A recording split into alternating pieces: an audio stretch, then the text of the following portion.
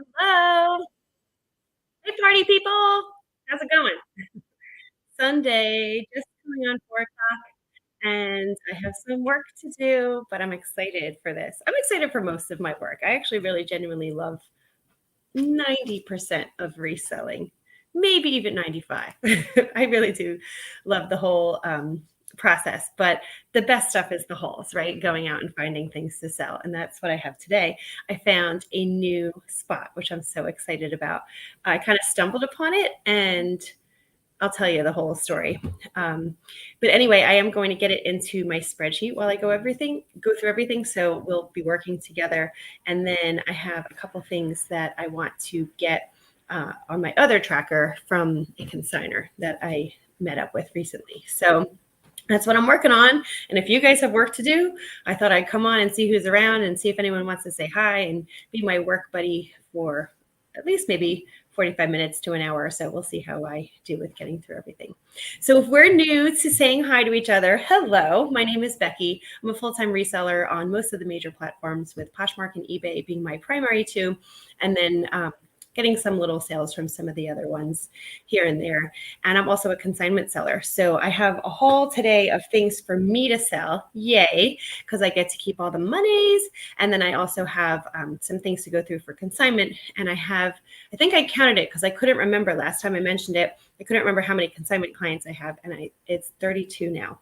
So I also take in consignment for others and do the whole same sales process, but just we share in the profits. And I have a different consignment profit share structure depending on different criteria for who I'm selling for. So that's me. That's the story. And I'm going to do something different today.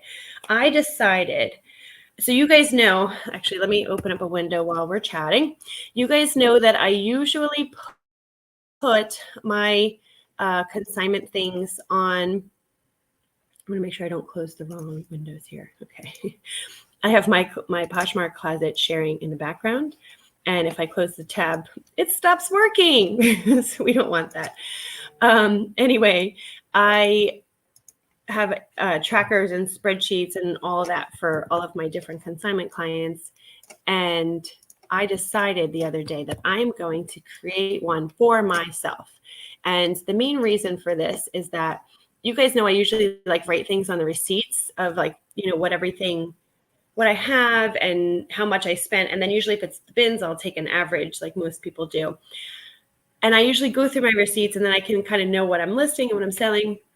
And the other day I had a pair of jeans and I was 90% sure they were jeans that I picked up, but I wasn't positive and I wanted to make sure that they weren't for a consignor. So I sorted, and you can do like a search through all of my sheets, and it turned out it was one of my items because then I found out on the receipt and had a very clear description of what it was. However, I had to flip through receipts like the old school manual way to do that. And I just wanted to type in a search term and have it pop up on a spreadsheet. So I've decided to do my own spreadsheet, just like I would for my consigners, and keep track of everything that way. And I do have a different system for accounting, but I think I can actually integrate this together and then make my life a little bit easier in that sense as well. So you hear it here first, people. I'm creating my own spreadsheet to keep track of my own items. So that's what I'm going to do now. All right, closing tabs so that I'm not getting distracted by too much clutter. Clutter is a bad thing, especially in my world, because mama can't handle clutter. You guys have heard me say it before. I can't handle, if I get indecisive on something, if I don't make a decision on it, it gets put in like a pile, and then it becomes an open loop and it doesn't get done. and that's when things fall apart. So I'm going to make my own spreadsheet. It's so exciting. So here's the story. Here's the story on this new place that I went to. You guys have heard me mention before that I teach a class, right? And I teach aqua dance, which is kind of like aqua Zumba, but without the Zumba. It's just dancing. It's 90% Zumba, but without being called Zumba. So I have so much fun doing this class, and I've been doing it for quite a while now, and it's been incredible. Oh, my pile just fell over. So somebody took my class from another gym. I think I've mentioned this here before on this channel, but she wasn't a member of my gym. She was a member of a different gym. And she said she was just visiting her son. And she said, your class was so fun. I take a similar class at my place, but the teacher occasionally has stuff to do. Would you be available to be a substitute for us? And I kind of thought about it. I was like, sure, once in a while I can sub. I'm happy to. I always feel bad. Like, this is my problem. I feel bad and I'm capable and I can, so I do. And then I'm like, why am I volunteering at all these things? Why am I signed up for all this stuff? And then that's when things usually go amiss with me being overextended. Anyways, here, I'll show you what I got. The first thing. This is an Aerie dress. It's very basic. I actually got it for my daughter. It's a size small. It's very, very lightweight. You can see it's like a little bit, I wouldn't say it's sheer, but it's just super lightweight, little fringe. And it's so basic. But this is like the kind of things that, if she has just a spring dance or something, I hate the scramble. Like, first, I don't know why it's a scramble, but like my kids will be like, oh, I have a party or an event or a quinceañera or something to go to. And they're like, do we have a dress? And it's like, ooh, okay. So this was $1. And so I was like, okay, I'll get it. And then if she doesn't like it, I will sell it. And if I sell it for more than, I don't know, maybe I have to sell it for like $10 for it to be worth my time. It's worth my time. So Aerie small, navy blue, lightweight, ruffle, hem. Does it have embroidery? Yeah. Embroidered lace stripes across. And then it's crinkle fabric. So, anyways, so I started subbing at that class. I went through all the paperwork and got approved and all that stuff. And I've mentioned it on another video before, but the first few classes were like a little rough, mostly because the people who were taking the classes, aside from that one woman, I won't say her name, but the one woman who visited my club and kind of like brought me over, they were like, this isn't what we're used to. We usually do like more fitness. We want noodles. We want barbells and all this stuff. And I was like, oh, okay, that's not like usually my style. My style is, and you get a good cardio workout, but it's dancing. But it's like, you're using the water for resistance and pushing and splashing, and we have fun and we sing, and it's a whole show more than I mean, it's a workout, don't get me wrong, but it's very entertaining and we have a really good time. And my philosophy is I want exercise to be fun, or else who's going to want to come back and do it again, right? Certainly not me.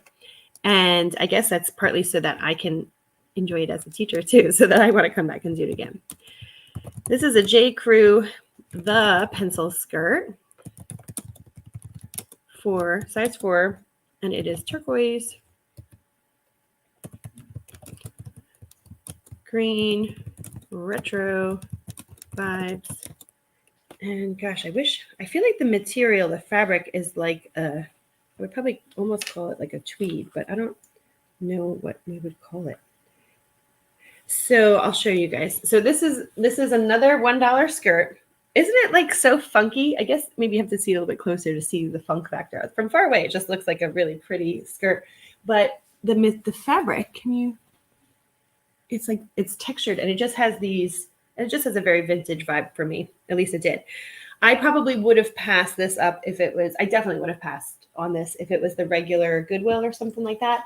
But for $1, I was all about it. So here's another one for my daughter.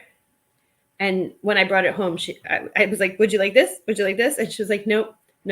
Yes, okay. So this is one that she said yes, okay to. Back to the story. So we finally, me and this group, I've subbed enough of their classes that we're really enjoying each other now. This is the brand Ardeen. I had never heard that before. And I did look this up when I was there, and it didn't resell for much, so I was going to leave it behind. And then I was like, you know what? I actually do think my daughter would want this. Like I felt like more than likely she would. Like the other things I wasn't 100% sure on, and so I picked it up anyway. Isn't this just darling? It's got like the cute little tie sleeve, and it's kind of like a little, like I guess you could wear it off the shoulders or up. I just thought this was cute. Size extra small. Elastic,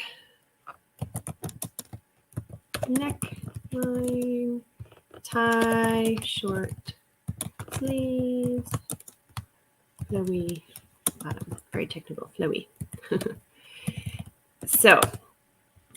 So I haven't subbed there in a while, but I was subbing there again. And I have to tell you, because it's not my regular people, like my regular class, we have a vibe, we have a good time, we get together, we enjoy each other, we laugh, all the things. I was, not that I wasn't looking forward to it, but I was kind of like, oh, all right. Like it was my obligatory, so they asked if I could sub and I was like, yes, I'm available to sub. And then when I was going, I was kind of like, I have other things I would want to be doing. I guess I just wasn't looking forward to partying without my people, my crew. And also knowing in the past, this group of people had wanted a different style from me. So I was like, oh, I hope that, and by the way, the one person who wanted me to change my style has since come around and been like, oh my gosh, I like your class. This is great. Thank you so much for subbing. When our teacher's not here, we don't have class. And I really appreciate you being willing to come and be available. So that's the good part of this whole very long story. So Amputee Adventures. Hello. Hola. Oh, hola. Are you Latino? I feel like I recognized your name before, but I can't remember if I've seen your channel. Do you have videos? Are you a YouTuber? It's funny. I think being a YouTuber, you could use that term so loosely. I guess technically, because I'm doing what I'm doing right now, makes me a YouTuber, but I think I use that term very, very loosely. It's nice to meet you officially. I don't remember if we've chatted before. Everyone has like their handles and their names and stuff, and I try to keep everybody straight, but unless I've like had engagement with people for a while, it becomes a blur. I was out with my girlfriends last night. We were just talking about that, how remembering people's names and stuff is like when you're a parent and you have like the parents of your kids' friends and people from here and there. I'm like, I don't know if that's the woman who checked me out at the convenience store, or if that's, my kid's best friend's, dad or something. Maybe it's just a mind is a terrible thing to waste. Banana Republic. I forgot that part. Okay. James. Oh, Callie Picker. Okay. Oh, so did you change your name then? That's interesting. Callie Picker changed to Amputee Adventures. You have to tell me more. I need all the details. James, what's new? What's new in your world? I am going through, if you just jumped on, if you were watching for a while, I hate to be redundant. I found a brand new spot to get things, and I'm so excited. But I'm telling the very long story about how I found this new spot, which has been around for way too long for me to be living in the dark. So I'm kind of embarrassed, actually. You did reselling about 13 years ago when Amazon didn't charge storage fees. Yeah. So, there is a guy, his name is Shagan, he's awesome. He's so fun. He goes by the handle, I'm a resell it on YouTube. And if I'm not mistaken, I'm about to tell the story. Now I'm second guessing whether it's him. If I'm not mistaken, he uses, forget the name of it, that place that you can send in your inventory. So you like list it and then you send it to them and then they store it for you. And then when you sell it, they ship it. And like, I feel like that's such a good alternative to the FBA situation, since it's gotten so crazy anymore. The other thing too is like, I was talking about this with my friends last night because they were talking about shopping on Wish and Temu and all of that. My friend, we were at her house. She makes everyone take her shoes off because she's paranoid about the dirt. And my other friend was yelling at her saying, just go and get the little shoe cover slip things. She's like, you can't make your guests take their shoes off by the booties. And she's like, look, I found them for you on Temu. And then we started talking about how Amazon is just like half of that stuff anyway. And I think that that's actually contributing to the whole storage situation, is that there's so much of this influx of really affordably priced stuff that's so abundant now. How do you store it all? And then that's competing with people who are, selling secondhand. I have to say, like, and you can tell me, James, if you feel like it's this way or different, but on Amazon, I feel like there's not as much used as there used to be. Like when Amazon really started with the commerce, like it was more 50-50. I feel like now Amazon is all new stuff. Although I could be wrong. I don't buy a lot of apparel or clothing on Amazon. I'm usually just looking for, like I just bought a pair of a set of hooks. Like I'm usually looking for random house stuff. YouTube kicked you off because of dangerous and violent acts. You were rocking cryptocurrency. What does rocking mean? Should I know that? Wow. Cryptocurrency. Oh dear. You're messing with some stuff. Oh gosh. Yeah, more newer stuff. Yeah, on Amazon. I know, that's crazy. Oh, talking. Okay. I was like, what? I don't know a lot about cryptocurrency, so rocking could have been a new term that I didn't know about. I know a guy who he like harvests Bitcoin, I guess. I don't know how, like, if that's in the same realm as the cryptocurrency stuff. But so do they consider discussing cryptocurrency as a dangerous and violent act? That's really interesting. Okay. So back to where I was. This is Banana Republic, size 4, new with tags. It doesn't say what it retailed for. New with tags. Look how adorable this yellow dress is. James, I don't know if you were selling women's clothing, but I think every woman needs a bright yellow dress. I actually have 2, and maybe this will be my 3rd, although I think I want to sell it more than keep it. It has a crisscross back, and it is just like a cute A-line, kind of tiered, but it is the funnest. It's not even, is the color showing up well? It is a bright, vibrant, gorgeous summer yellow, red, good golly. And it was $1. Oh my gosh, it was $1. So new with tags for a yellow dress, A-line fit flare tiered. Ta-da. And there she goes. You said the same thing. They even advertise crypto for your video. Yeah, I would think so. If they're smart with how they target the videos, like if they can theme the videos to the content, which doesn't happen as often as you would think. Like if a video is talking about, I'll revise that. It does happen pretty often, but there's plenty of videos where someone mentions something. I'm like, and then an ad pops up. I'm like, oh, they should have written an ad for whatever. I don't know that YouTube does a good enough job of being like, they can get a transcript for everything. So they know the content, they know the words that are said. They could easily pair it, I guess. I don't know. Not every brand wants to advertise on YouTube anyway. That's interesting. Colors are needed. Yes, I agree. I think, did I sell? I have another yellow dress, but I think I got it, if I remember right. I got it at the end of the season. I haven't even had it listed yet. I haven't sold a yellow yet. And a black dress is a must. I know, a little black dress. So here's another one I got from my daughter. It's Hollister, and it's totally sheer, but it's cute. It's totally boho. And I thought she would like it because it's her vibe. And she's like, no, Mom. I was like, okay. So there you go. So I will just sell her.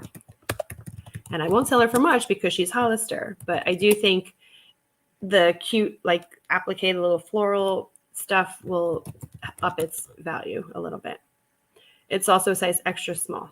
So, button, neck, applique flowers, this frange, and it has a tie cinch waist. So back to my story. So I wasn't looking forward to subbing this class, even though I had signed up for it. And kind of like the day of. I mean, it wasn't like I was dreading it or anything, but it was the day of, and I was like, oh, I gotta go do this, blah, blah, blah. And I was, what was this? Okay, I only have a couple more things. And so I went over and I did my class, and it was fine. It was fun, but I just was kind of like, okay, I agreed, and I'm going to do this. And then wouldn't you know, after I was like, let me just see if there's any thrift stores like between here and home. Cause it's probably like 15, 20 minutes from my house. And this one popped up, and it's for a local private school. And it's only open one day a week. So it was a big coincidence I was actually there on that day of the week. And it's all parents from the school. So it's like this pretty affluent. I mean, I guess if you're sending your kids to private school and you're already paying taxes for public school, and then you're sending your kids to private school, the people who attend are, more affluent. So it's like, oh, they probably have some good stuff. Maybe, C-level executives who are donating their business wear, or even just their regular wear is probably a little bit, more higher end. So I went in and I was not disappointed. First of all, when you first get there, it's like this little old house, like a converted house, and their whole front lawn had all these bins and racks, shoe racks, hanging racks. It was like they had dollar tags. So I guess every week they rotate through the color, or it's not about, I asked, it's not every week. It's like every so often. And this was green tag week, and everything that was out there was $1. I was like, oh my gosh. There was a Diane von Furstenberg dress, which was like the first thing I saw, because I recognized the tag and saw it, and it had like a little stain. I actually thought it was $6, and when I didn't find out that, I didn't realize it was $1 until after. I probably should have gotten it, but it had a stain, so it could have gone either way on that one. But I was like, oh my gosh, where have you been all my life? This place. So I asked a ton of questions. I'm like, where does your stuff come from? How do the colors work? How long are things out?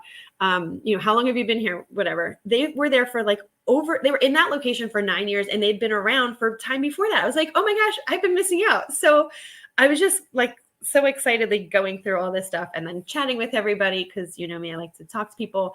And I'm so excited that everything I got to came to $8. So I found a new spot. James says, it was a live stream. You and Kevin, Never Ending Saga, were talking crypto and they shut it down. But then they shut your whole channel down? I don't know. Oh, oui, je parle français. Moi aussi. Oh, but not very well. James, where do you live? So I took French in high school, and I actually have been to France, but I was very young, and it was a very, I went without my parents, and it was like a very, I don't want to say it was uncomfortable, but it was like a nerve-wracking experience for a young person. And I probably wasn't as open-minded as I could have been, mostly because I was I didn't have enough French to be willing to like try and embarrass myself. And actually, I think in adulthood, I have since mellowed. I don't mind embarrassing myself. But when I was younger, I was, you don't want to say the wrong thing. And they speak so fast. I was like, well, I don't even know what's happening. But yes, on peut. Oh, hey, Michael. Angry Otters here. How are you? How's your Sunday? What a week, right? What a couple of weeks you've had, Michael. I hope everything is good with you and that you're doing well. Do you know Amputee Adventures? Do you guys know each other? You're Amputee, you're saying hi to Michael. James, meet Michael. Michael, meet James. You're in Michigan. I went to Michigan. Who was I just talking to? Oh, I think it was Heidi. Does Heidi live near Michigan? I was just talking about her.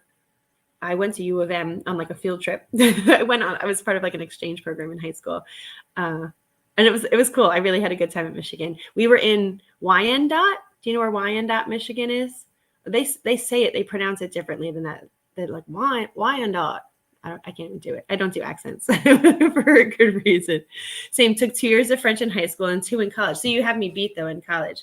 So my current thing is I'm trying to learn Spanish. I went to Mexico a couple months ago, and I really tried. I really, really was trying, and it didn't turn out well. But now, so you guys know I do a lot of dancing, and when I'm out with my friends, like I sing to the songs. I'm very like, I get silly. I'll be like yelling and dancing in class, and there'll be songs that they'll just say, like, I try to listen to what they're saying. I never know what they're saying. And then every once in a while I hear a word, so that I yell it out. And my friend does the same thing back, and she'll be like, caliente, baila. And so we just yell, we just laugh at each other because we only know we know 5 words. My new word for the week, actually it's been about 3 weeks now, is there's 2 words. One is hermosa, which I think means beautiful. Yeah, this is great. This is Spanish with Becky. It's usually Becky's version of cash or crap. Now it's Spanish with Becky. And what's the other one is mira, which means look. Mira. So those are my 2 new words, and I'm recalling them. I'm committing them to memory. So, all right. So I was kind of running comps when I was out at this new thrift shop, but I kind of wasn't at the same time.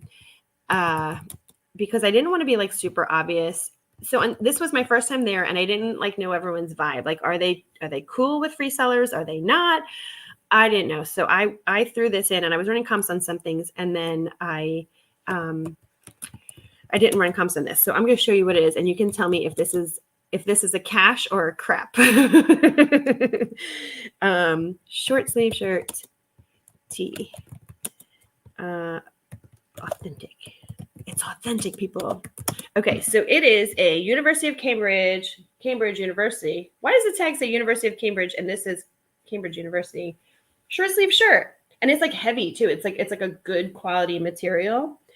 See, I told you I was going to this private school with all these like, academic whatever, all these people. It's a size extra small, so it's not a terribly great size, but I feel like it's like new without tags. Like it doesn't seem like it has anywhere. I'm not going to list it that way, but it's in mint condition, and I don't think it's vintage. The tag says it's all like authentic. Not that, I mean, it's not like it's some kind of crazy university or anything, but I just thought this was cool. Yeah, this is not vintage. This is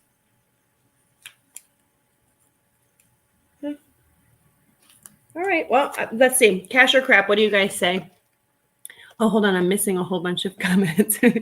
Your mom spoke French, Michael. Oh, oui, oui. I don't know how you say. We can say bon chance, good luck to her in the other whatever people believe happens. Oh, your mama. You went to Germany in the army. German is much easier. You think so?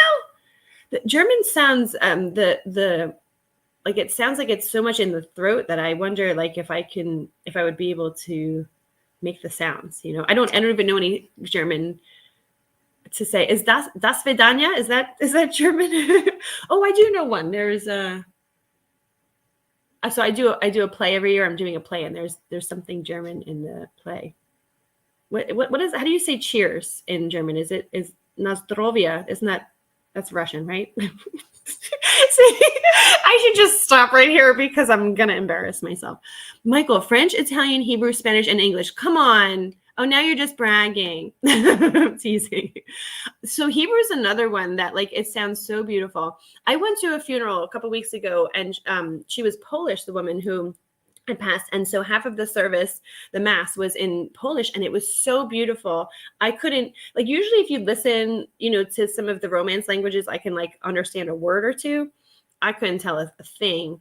And I think they said some things in Polish and then repeated it in English, or maybe they just said a different version of it or whatever, but it was so beautiful. But I was like, I'm not even picking up a single word. Yeah. Transplant here, originally from California, now in Michigan, very close to Indiana border. You've only been here a couple of years, so you're not familiar. Oh, so what brought you over there? That's interesting. You'll have to, well, I guess, if you've been there a couple of years, you're probably know a thing or two. You lived in Mexico for the last 2 years. Oh, well, that's how you do it. Is that why you said hola when you came in? So my friends who were trying to help me learn Spanish, they're like, hola, Becky. I'm like, hola. And then that's about the extent of it. I'm like, okay, can we speak English now? So I can know what you're saying. Actually, to be honest with you, I do kind of understand some of what they're saying, but I can't always like respond to them. Mira, am I saying it right? Yeah. They say, oh yeah, down in Merida, Mayan. Oh yeah. So am I saying it right, Mira? You understand a lot of Spanish because you were born in Spain, Michael. And you were there until 3, and then live in San Antonio, but you don't speak any, so you could understand it. So, Michael, were you raised were you a military kid who moved around a whole bunch? Is that why you were in Spain? That's awesome. Jersey keyword, college also. So why Jersey? Okay, yeah. Okay, hold on. Hold please, James. I'm taking a screenshot so I can add all these. I usually will put like academia. Do I have a Harvard shirt listed? I think I have it, but I don't have it listed. I bought it for my kiddo when she was little. And I'll do like university, college, but these are good ones. Okay. German is guttural, but sister language to English. Really? All right. All right. Next time that Veronica is on, I'm going to ask her to speak German to see if I can understand a single word. Das Vidanya. That's Russian. I'm a hot mess. Oh, your daughter found you on 23andMe 4 years ago. Oh my goodness, that is really cool. So are you guys connected now? Oh, I love those kind of stories. There's isn't there like a whole TLC show with like finding your removed loved one? James says, be right back, making chicken breast out of the air fryer. Oh, don't make me jealous.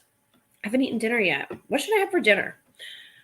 Well, I guess I should check in with my family and see if they want dinner with me or not. Oh, this has another tag. Whoops.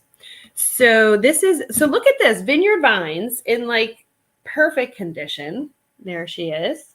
Hold on, there's a fuzz or a hair. Put it in my garbage pile. But it has this beautiful embroidery and it was $1. It's just very lightweight, like jersey knit, but I don't always find Vineyard Vines around here. So I was pleased. So the lady had put out, like I was saying, that there's the whole green section that was out on the lawn with all the dollar deals. And she had just come out and hung some things on the rack. And I was like, what was I asking her? I said, do you guys have, do you have shopping bags? Because I, at that point, had like my arms pretty full. She's like, oh yeah, I'll go bring you one. And I was like, oh no, I'll come in again. She's like, no, don't worry, I'll bring it to you. And she had been bringing things out. So it was kind of like when you follow the people at Goodwill when they like bring out the new racks. And I was like, oh, okay. And what size is this? Maybe that's the problem. There's no size. And so I kind of went and looked, and it was the Banana Republic yellow dress, this, and I don't think anything else was super good. But I was like, okay, follow the lady. So I don't know how did this make it through the store? So what they do is they have it, they price everything and then they drop the price to 50% after a certain amount of time. And then they drop the price to, what was it? I guess it's just 50%. And then it goes to $1. I took a picture of it. Hold on. Let's see so that I can know for next time what the whole story is. What I often do when I get into places like this is I will actually just like take a picture of here it is. I just take a picture of the board because I'm like, I'm going to walk to a different part of the room and I'm not going to know what the heck is going on. Okay, so $1 was the green, purple, and blue, which I didn't find any of them in the store. And then 50% off was the red. And then the regular price was the other thing. So I realized actually when I got home, because I went through the men's, I went through the children's, I went through the coats, I went through the dollar stuff outside. I got home, I was like, where was all the women's stuff? I think there was a whole upstairs to this old house that I didn't even get to see. And I didn't even realize that I didn't get to see it. Anyway, it was like a total impromptu that I stopped over there. And I'm so glad that I did. This dress does not have a size. So that's not good. She looks like a small, but this will definitely impact the sellability. Maybe not the sellability, but I do think it impacts the how much I'll get for it, because I think a lot of people who would just say Vineyard Vines, I wear a size, whatever, click, purchase, whatever. Now they're like, oh, I have to measure myself or figure it out or whatever. So, and that's, to be honest, that's probably why it was down to $1, because nobody wanted to. I don't even know if they had a fitting room there, but nobody wanted to chance it or something. I don't know. Okay, so it is no size tag, orange, white, green, embroidered neckline. Ta-da! Michael's mom was a World War II refugee. Oh my gosh, kicked out of Italy when she was 8, taken to, is it Tangier, Morocco, and taught by the French. Oh my gosh. And then after the war went to the British Palestine and was there for Israeli independence. Wow. That's crazy. Wow. And then she traveled to Europe in the 20s, because it wasn't the 20s, because it's not World War II, when she ended up in Spain and met your military father. Wow. That is a crazy story. And is your father Spanish then? Or was he military, like US military? And then when did you come here? I feel like I'm always interviewing you, Michael. I'm like, come on, tell me more. It's just, you have such a colorful life. Tip: always hit estate sales and loo in the bathroom for antique razors. Big money on antique razors? Really? Okay, James. So James, you said you used to be a reseller, right? On Amazon. Do you sell any longer, or like what do you do? What's your story? And what did you sell? Because antique razors, that is an awesome pro tip. I've heard like antique sewing boxes, like thimbles can go for big money, and even like the boxes themselves and stuff. There are some things that I haven't come across yet, and spend my time researching. I'm game for anything, and I can, when something looks old but yet well cared for, because I think we all see a lot of old stuff that's just falling apart, but old but yet well cared for, it is worth a look up. But then some of those things can be hard to research, because when you're looking at vintage or antiques, there's not always a comp or an exact, quality or an exact whatever to go by. But I'm here for it. I have sold a couple weird things. Did I just show this? I think I did. I can't remember. Who cares? I will show you again. This was vintage that I just sold a couple days ago. It's a vintage bread box. When I tried to tell my daughter, she helped me with the shipping. She's like, "What's in here?" It was like a big box, but it was very light. I'm like, "It's a bread box." She's like, "What's that?" I'm like, "Okay, let's talk about what is a bread box." But it sold for $73. So I do think vintage stuff is cool. So I do sell quite a bit of vintage, and I have a consignment part of my business, and that was on consignment. This just sold a couple hours ago, about 4 hours ago, and it's technically vintage because it's 1982, was it? Precious Moments, which, by the way, dime a dozen. I have one of my consigners. She gave me a ton. I want to say maybe 100 pieces. I have them all itemized in my spreadsheet. I have to see how many they were. And I'm like, oh boy, here we go. Because we all know Precious Moments doesn't, they don't all go for much. I have since educated myself, and I know about the early ones, the Jonathan David ones, the Ernesco, and there's the, what do they call it? The Precious 20, whatever it is. There's like a certain, I think they're like 20 of like the first ones. Oh, I have somebody who I might have to respond to that. So I've gotten a whole education. This was not one of them. This was just like a run of the mill 1982. So it was an earlier figure, and it wasn't particularly rare. There were other ones out there, whatever, but it's the wedding. I don't know if you could see that well. It was like the little husband and little wife. It sold for, what did it sell for? It sold for $90. So I thought that was a pretty, it's like I said, it's vintage, but like just barely. I thought that was a pretty decent sale on that, because the other one I sold, I think sold for 65 maybe. So they're not all, and some of them are just duds. But all right, excuse me for a moment, because I have to get back to this guy. So I'll show you this other thing in a second. Hi. Yes, it is still available. Please buy it. Please buy it. Please let me know if I can help with any additional information for you. Oh, do I have pictures of the interior? Why, yes, I do. You know what? This guy, you know who this guy looks like? Do you guys know? Or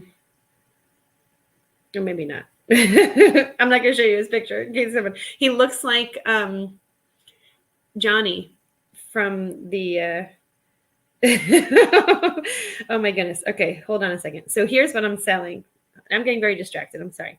I am selling for a friend of mine this smoker, and I don't want to say it's the bane of my existence, because I have had much more baney things on Facebook Marketplace before, but I hate selling on Facebook Marketplace. You have to deal with like every Tom, Dick, or Harry.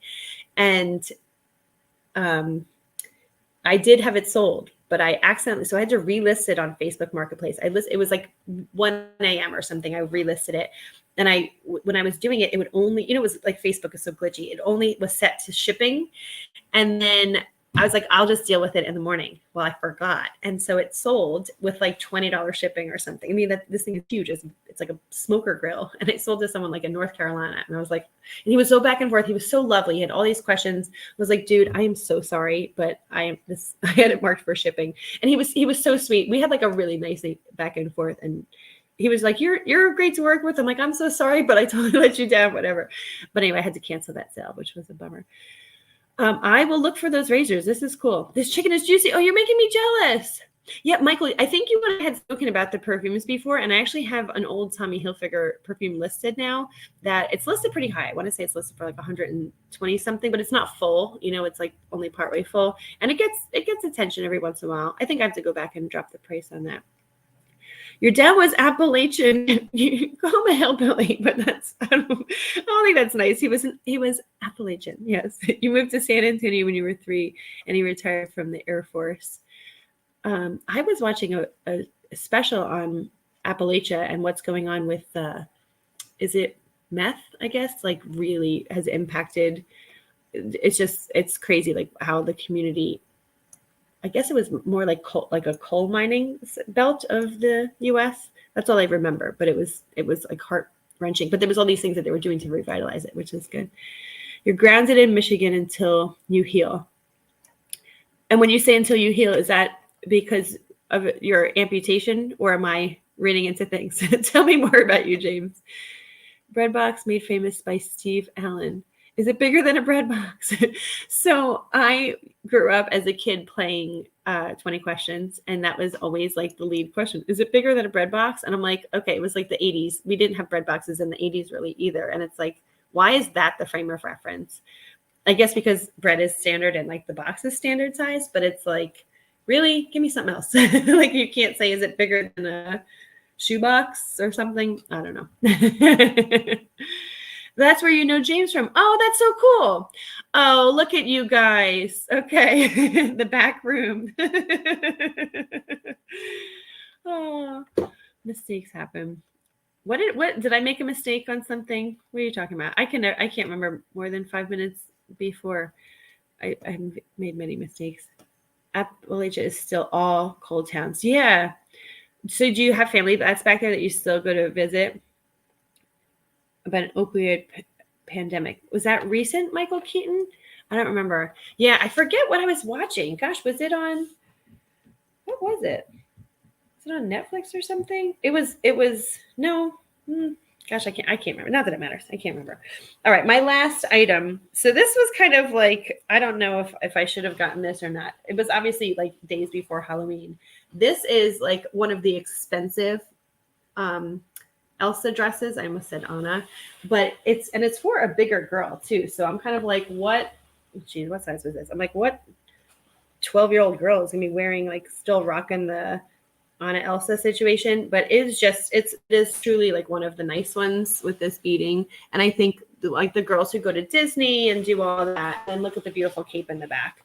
I have one for sale for I think $12 in my store. That's like one of the junky kids ones, but this was just so nice. There is a tiny stain on it, so I have to try to wash that out. But I thought I could easily sell this for like $20 to $30, maybe even $40, like higher end, if I can find. I feel like I saw a tag in this. I'm not seeing it. If I can find a. Hold on. Ah, there's a bug. Hold, please. Oh, so you guys know my rule. I usually leave things in my car, and this was outside at their sale, and I brought it in. Hang on, I'll be right back. Hang on. Woo! I don't know where the bug went. You have to shake it out. Oh, I found it. Ooh! Ooh! It's fast. Oh! Okay.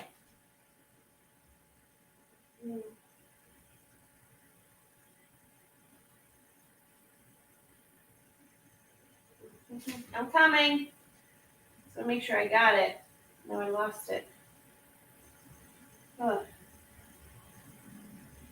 Okay. Woo! That was close. That was close. I don't even know what that was. It was like a centipede looking type situation. Ooh, gross. Okay, I got it. All these things were on their dollar racks outside, and I'm assuming that little gem came in. Ooh, anything with too many legs is like gonna creep me out. Ugh, okay, I used my little rag and I squished it, and then I stomped on it. Ugh. Oh gosh, okay. What were we talking about? I'm so glad you guys are here for the fun. Otherwise, I'd be freaking out all by myself. Oh, the $20 shipping mistake. Mm-hmm. Oh my gosh. Yes. Reselling, we're all fraught with trial and errors. I felt, but he was lovely. He wasn't he wasn't a jerk as he could have been. That reminds me, I have to get back to this other guy. Recent movie. All right, I'm gonna have to check it out. Huh. One of the cities in Mexico, the town bird is a mosquito. Ew. I'm not moving there. Your dad is driving back out to Stonega. Is that Stonja? And is he driving back to visit family, or is he gonna go like he's moving there? Yeah. Oh, that's right. I was checking the size on her. I'm gonna let her stay there on the floor for a little bit. So I was able to get the thing. I shook it, and then I got the little buggy thing on the floor, and then I had it on the towel and squished it. But I'm not ready to go back over to Elsa. Oh, let me put on my spreadsheet. I forget about that. Elsa.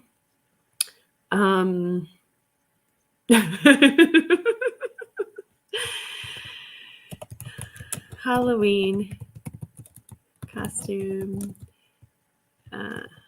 gem, front, and then I'll put size question mark so I know to go back and measure it. Oh my gosh. Oh, he jumped out at me. He plays a doctor. Okay. It's just a little big doing bug things. Little bug doing bug things. Yeah, I'm sorry, guys. I don't do bugs very, very well, and he had a lot of legs, and that's like, ugh. All right. I have to get back to this guy about this smoker, so I can try to hopefully move this out of my life. So it's actually at my friend's life. She's holding on to it, and I feel badly about that. So I want to get it going. Okay, so I sent this guy extra pictures, and that's what this other guy wants. He wants pictures of the inside. So my friend asked me, she said, would I be willing to sell it for her? And I don't sell large things anymore for this exact reason, because there's so much back and forth, and there's just a lot of, can you pick it up? Can you be here that time? Can they be there that time? And I'm, as the consignor, I'm like the intermediary between the two, and it just gets old. Okay, here is a pic of inside. Ta-da. So I put like a bunch of stock images, and then Facebook got mad. Like it said I had too many pictures up. Please. It said I was at my max, and I was just like, this is enough. If I can help with other info. So every time I do this kind of stuff, I'm like, gosh, I'm like, why am I doing this? Blah, blah, blah. And then when I sell it, because there are obviously things that sell for higher. So then when I sell it, like the last one, I think I actually made like $45 or so. It was those mattresses that I talked about. I was like, okay, well, that's not so bad. Like I didn't actually do anything. I didn't store it. I didn't move it.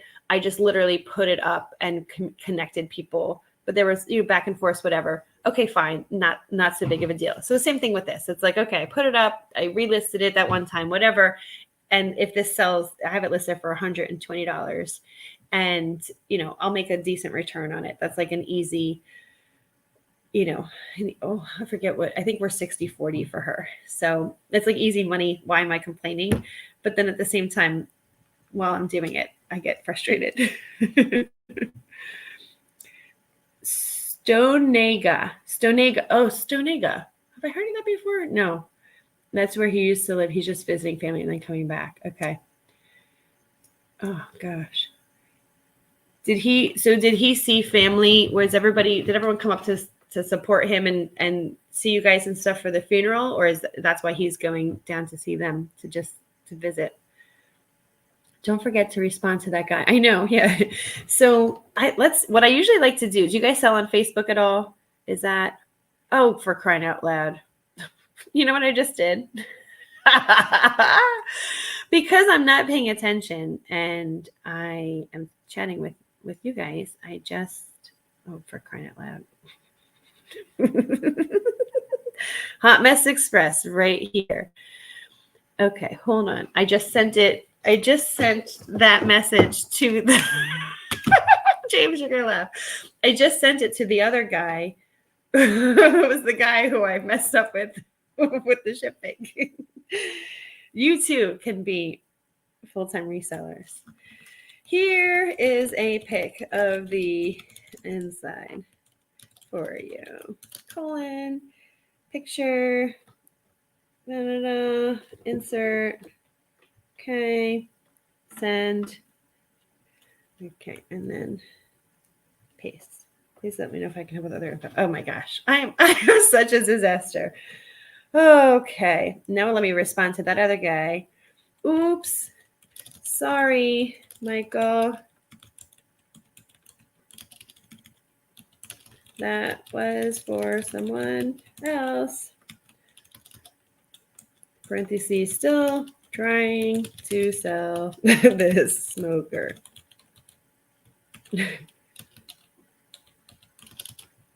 Okay. It sure does take a village. So how are things in your guys' world on Sunday evening? What's new? What are we up to? Are you just hanging out on YouTube? Or are you getting things done? Yeah, James, you can laugh at me. It's totally fine. I'm laughing at me. We can both laugh at me. We can all laugh together. We got bugs crawling. We got wrong messages going to wrong people. Oh, yeah. Make myself a checklist so I don't mess up again. You should see. Well, actually, I'm pretty good, but you should see. I have like sticky notes and checklists. I'm like the queen of the checklist. That was just a user error. You've never sold a marketplace as a buyer, sellers never respond. Yeah, you're better off. You don't want to mess with it. You only use eBay and Poshmark. And same with you. Never sold a marketplace, but dealt with private clients with antiques. So I started out. Did I start? No, I listed a couple of things on Marketplace, and back I guess this was maybe like 2 years ago. Marketplace wasn't terrible. I was actually making decent sales on Facebook and selling things that weren't selling on other platforms on Facebook. And Facebook was what? It was like 5% commission. Like the fees were great. I was like, oh, this is fantastic. It was so easy. And I was really liking it. And then somewhere along the way, maybe it was like a year and a half ago, they changed, it's all about, everyone has the algorithm that we all hate the algorithm. They changed the algorithm so that when buyers are looking for things, like let's say you put in, like let's say you want like a fall or like a Columbia jacket, right, for the fall. So if you put in Columbia jacket and do the search, it will show you all Columbia jackets, but it first filters and shows you local, and then it shows you nationwide. So it basically is promoting a local connection, a local meetup for all these things. And what's interesting about that, so Facebook, I think, has totally shot themselves in the foot. Like the mattresses that I sold them through Facebook, but Facebook did not get a penny of that. The buyer sent me Venmo, direct to me money. And so I made the sale on Facebook, but thanks, Facebook, I put all that money right in my pocket. Then I had to split it with my consignor. But why? Like, what's the point of that? If you think about it, Facebook should be putting all of the not the mailing, shipping, non-local people first, because that's then the Facebook gets the payment gets processed through Facebook and they get their cut of things. You would think, right? So the fact that Facebook does me dirty that way, they will show my listings to people after or last compared to what's local pickup. I'm just like, I can't be bothered. So I have some things that are still up on there. I haven't taken them down on the off chance that one day Facebook decides to yet again change their algorithm and then change it in my favor. I'll notice, I'm sure I'll get, sales or something. But until then, I do keep it for these stupid consignment listings. So here's another example. Let me see if I can pull it up for you on my other. So I have a different consignment client who I sell this. Oh, she's one with the bread box. So the vintage. Oh, he's in Baltimore. He can pick it up tomorrow. All right, hold on.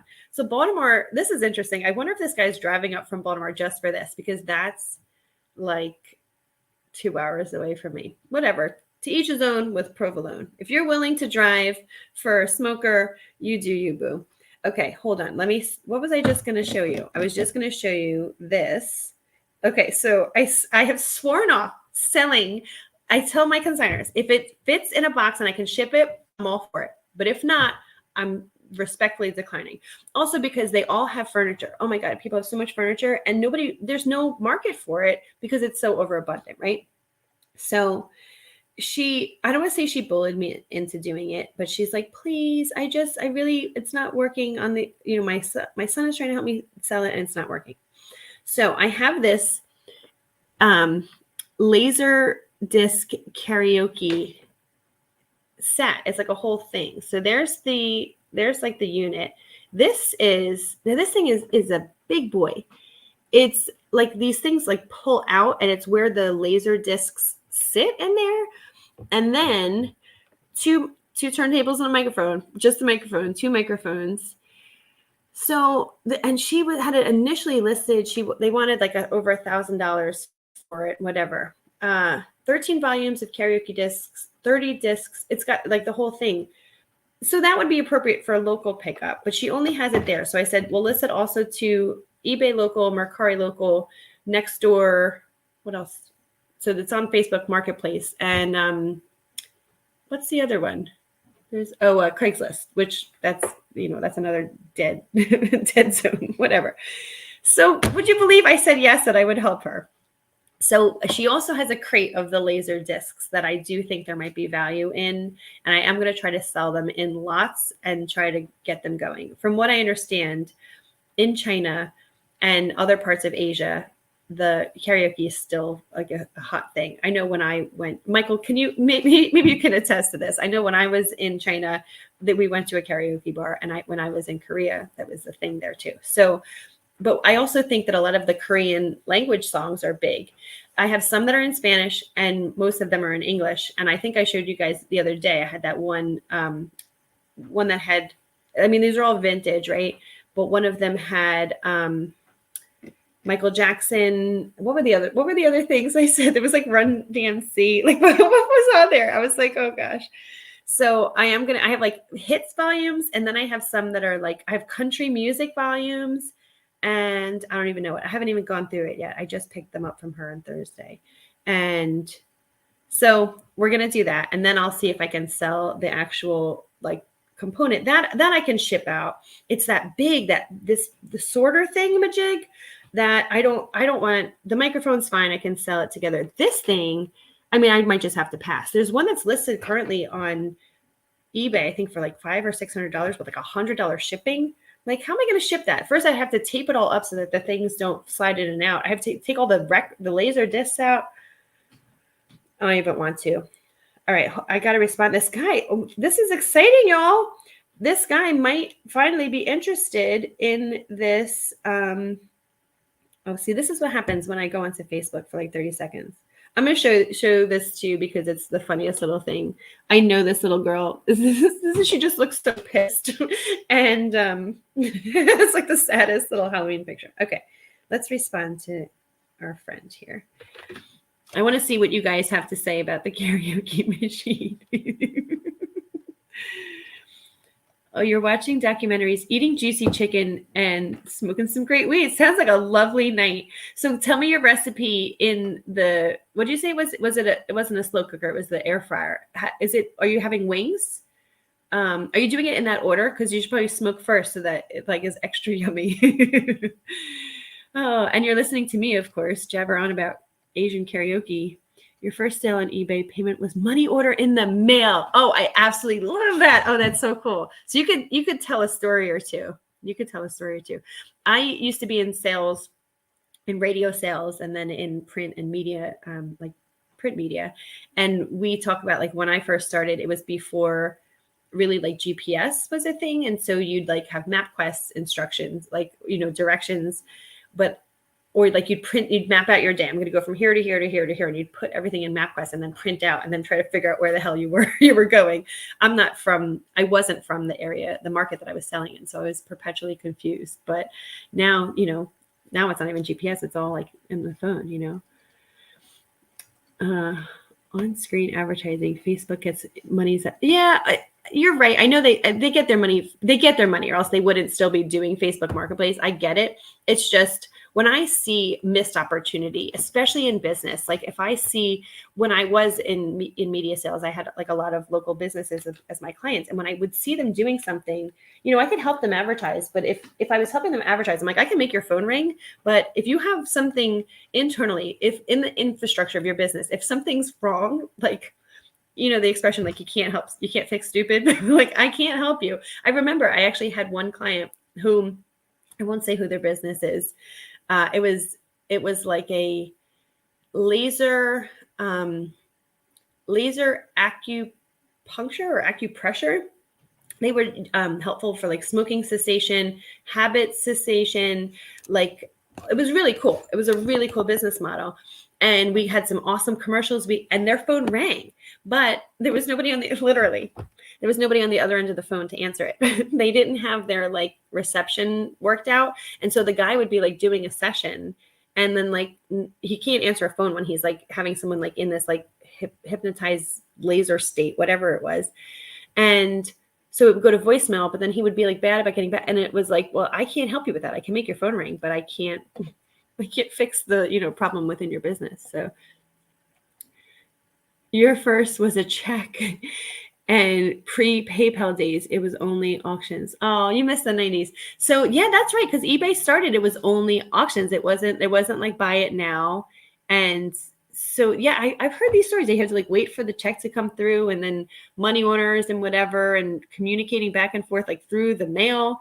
It's crazy. And it's amazing that it was a thing.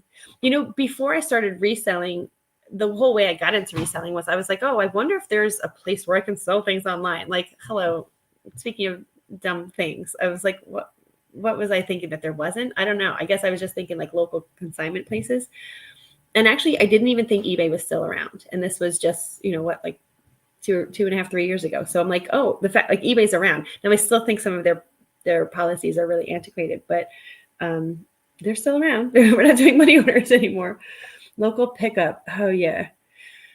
Yeah, too much liability. Well, that's what I was thinking too. And that's what I actually said to my consignor. Cause I was like, when it gets shipped, like things are bouncing, and, you can write fragile on it all you want, but I can't guarantee, and especially with laser, like reading it and it's vintage, I can't guarantee that the thing's not going to get, jostled and whatever. I agree. Can probably get it. Laserdisc is expensive and getting harder to find. Oh, okay. Now you have me feeling a little bit more optimistic. Oh, 안녕하세요. Yeah. 감사합니다.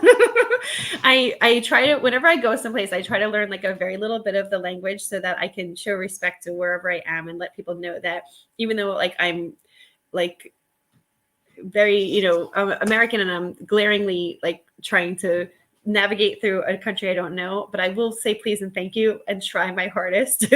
And so like, 안녕하세요 and 감사합니다 are basic. What else did I know? Becky Imnida. Becky is my name. I think that's how you say it. Becky Imnida. That's all I know in Korean. I will say it was so nice in Korea. I'll never forget. I was taking a ferry from one place to another, and they called it the Perry with a P. I always thought that was funny, the Perry. And this woman, like, she just kept coming on, sitting like right next to me, and we were all bowing and saying hi and whatever, but she didn't speak any English. I was on like this small little island town, and I didn't speak very much Korean other than that. But she kept smiling at me, and then she came up and she had like an entire bunch of bananas, and she just like gave me the bananas. I was like, no. She's like, bananas. Like, she wanted me to have these bananas so badly. She just wanted me to like, I guess, just feel the love. And I was like, oh, okay, I'll take the bananas. She was so sweet. They were such nice, lovely, lovely people. I had such a great time. Yeah. Michael, you were over in Korea, right? You were in Korea during the Olympics. Did I don't think I saw where the Olympics were. I saw where the Olympics were in Utah and in France, and that's it. No, have I been anywhere else with the Olympics? No, I guess just those two places. You came back from Japan with 125 Laserdiscs and 2 players. Oh my gosh, hold on.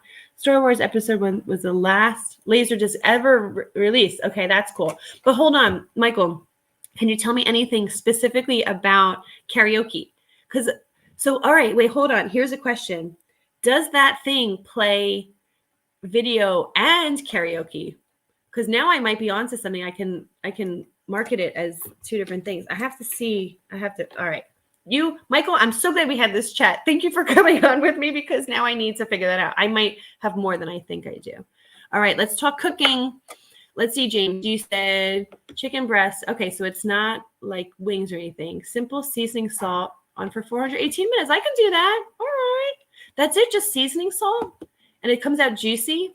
Does it make the outside crispy? Because is the chicken breast skinless? Wheat is the dessert. Okay. Then I'd want to keep eating, right? You know what I had for dessert today? I had chocolate chip cookie dough ice cream. It was so good. It was actually just like store brand, but it was like it tasted really, or it felt really creamy. It was all that. Oh, Heidi's here. Heidi, I am so glad you're here. I was getting really mad at my computer earlier because I was trying to watch your live and I was like, it keeps freezing. And then I could see other people were commenting. I'm like, they're getting it and I'm not getting my Heidi. Oh yeah, that was frustrating. Whole lot. Do you guys know each other? James and Michael know Heidi, everyone else. I'm sure you guys know each other because I feel like I'm like the new kid on the block and you guys have all been around for a while. Bulgogi, yes. Now I don't know about Yakamando. So there's a place that just opened by me. I say just, it's probably been around for like 3 years and it's called K-Pot. It's Korean barbecue. And I've gone once to go and then it was like, I want to say it was like $35 or $40 a meal. And I think it's all you can eat. So you kind of get your money's worth. But I was with my girls. We want to go for lunch. I was like, guys, to spend like $120 on like girls' lunch is like a little bit excessive. I just I don't know. I felt guilty just being like, sure, they're 13 and 11. And we were just like, we were shopping and we wanted to go someplace for lunch. So maybe I cheaped out on it, but I was like, I don't think we're going to have K-pop for lunch. I was like, we'll do this as a family when dad's around and we'll like have like a whole night. My birthday's coming up. So you know what? I asked to go to Melting Pot for my birthday because I love Melting Pot and we have such a good time there, but maybe I'll go to K-Pot. This is a good idea, but I don't know what Yakamando is. Should I? Seoul. So I was in near Busan and did I go to Seoul? I don't think so. We visited a lot of places. Yeah. The karaoke player can play the movies. Thank you, Michael. Woohoo! All right. So hold on. Now this might be a different story. Okay, let's take a vote. Can I ship this player without it getting damaged? Okay, please tell me yes. Drum roll, please. Yep, and yes. Thank you. You guys are awesome for answering my questions. You have a couple of slices in the sampler cheesecake. Oh no. Oh, that's my other love. Oh, well, hold on. Is it when you say the sampler, do you mean you have like the one with like the raspberry and like the one with the caramel and then there's like a peanut butter or like a chocolate? Oh, you're making me jelly. Oh my gosh. You're new. You've been away for a while. You're not new. You just have a new channel. You have a new name. Yakimando is kind of like, oh, pot stickers. I love pot stickers. Okay, now I have to go to the K-Pot website and see. I think they're a chain, right? K-Pot. I have to see if they have that on their menu. Okay, you say no to shipping. Better safe than sorry. I know that was my initial thing, and that's what I told my consignor. The yes, yep was the cooking questions. I figured that with the whole, I asked you if it was skinless and if that's all you did with the seasoning. I don't remember what the third one was. Somehow it was shipped from the factory to the store, right? Yeah, I kind of thought the same thing, but like it would have had the foam and stuff. And I feel like so like, let's say it was Best Buy. So this is a vintage laser disc player. I feel like they probably did it like in bulk and it was safe somehow. I don't know. What do you think, Michael? You're the last one who didn't vote. Yes, laser disc players are very durable and ship just fine. All right, should we speculate on what I'll get for it? Okay, let me respond back to the Facebook guy about the smoker. And then we're going to look up and see what that thing might be worth. Okay, oh, he's going to pick it up tomorrow afternoon or evening. Oh, you know what? Let me see. This is where it gets frustrating. This is where it gets frustrating. because now I have to coordinate with my consignor. Are you available tomorrow afternoon or evening? Da, da, da, da. Although I'm friends with her, which is why I agreed to do this, because we're friends. But I can go with her. I can go to her house. She would like give me her access code, and I can. It's outside anyway, but I can just do it. But now, okay, so now I'm driving 15 minutes away to go facilitate a Facebook sale. So, okay, let me check with her. Hold, please. Oh, good golly. Oh, the things we do for our clients, right? If it was selling for less than 120, I would be getting more pissed right now. Hi, this is how I talk to my friends. I think I have a buyer for the smoker. Okay. He will be driving up from Baltimore. Would you be available tomorrow afternoon? Did you say afternoon, evening? Can't remember. Afternoon or evening. Okay, whoops. Afternoon or evening for him to grab it. Question mark. Okay. Ta-da, fingers crossed. So some of these things, like with the mattress that I sold, it was a set of 2 mattresses and 2 box springs. Oh my gosh, there was so much back and forth. And then someone wanted to meet up with me at midnight to get it and whatever. And I was just like, oh my God. I actually prefer that this guy is driving up from Baltimore, because if he's like making a plan to drive, so like, yeah, it's just the next state over, but it's like he's making a drive to come get it, he is going to be committed. And if I text him and say, hey, are you on your way? And he says yes, I'll be like, okay, I know you're coming. It's not like someone's going to stand me up who's like, lives the next block over, who, how flaky Facebook people are. The hardest thing to ship is a single dinner plate. Now, why do you say that? I just listed a whole bunch of dinner plates. Actually, I have some that are multiples and some that are singles. And actually, one of them got a like today. It's like they're just random patterns. And these are not things, they're not things that I would have picked up. I'm selling them for a consignor, and I was able to make them very quick. Photo of the front, photo of the back, and then copy and paste the listing. Like I wasn't spending a lot of time on it, but I sold. Do you guys want to see something funny? Look how stupid this is. Okay, hold on. This is why I do these dumb things, because I'll be like, all right, well, why am I selling dinner plates for somebody? But I sold this single spoon, a single spoon. Have I showed you guys this before? I don't know. So this came from one of my consigners in like a bin of just spoons, right? How much do you think the spoon sold for? Did you see it? Did I show you the price on the phone? Let me give you some context. It was a vintage Japanese Reba Craft. I just did a Google Lens on it. Stainless soup spoon. So one spoon, just single spoon. So yeah, why is the hardest thing to ship a single dinner plate? Because I guess you have to bubble it, but like then, right? Once it's in the box, it's good. When I shipped those Precious Moment thing, I did my shipping for that earlier. I bubble wrapped it, and I had craft paper around it, then I bubble wrapped it, and then I put it in the pillows. So it was like hovering in the bubble in the pillows. It was like just in its little cocoon, all tucked in, cozy. She's on my shelf. My daughter was supposed to bring it out in the car so that my husband could bring it to the post office while they were out. I just like things to start tracking. It was a Poshmark sale. So like with Poshmark, they actually, eBay doesn't, but Poshmark does. Once it scans in the USPS system, it will give me credit that I got like same day shipping. So I tried to get it going, but my kid forgot it. And they texted me and said, oh, we forgot it. It's fine. I'm like, I'll get it out tomorrow. It's not worth the second trip, but they passed the post office on the way. Thank you for reminding you why you don't do consignment. Yeah. Well, so this is why I don't do consignment, the big stuff, but it's selling for $120. I don't have possession of it. It's at my friend's house, and I just snapped photos while I was there hanging out with her one day and listed it. And now if it sells, I will get 60% of 100. I think it might even be 70%. she always tries to push the money back at me. She's like, I just wanted it gone. I don't want money anyway.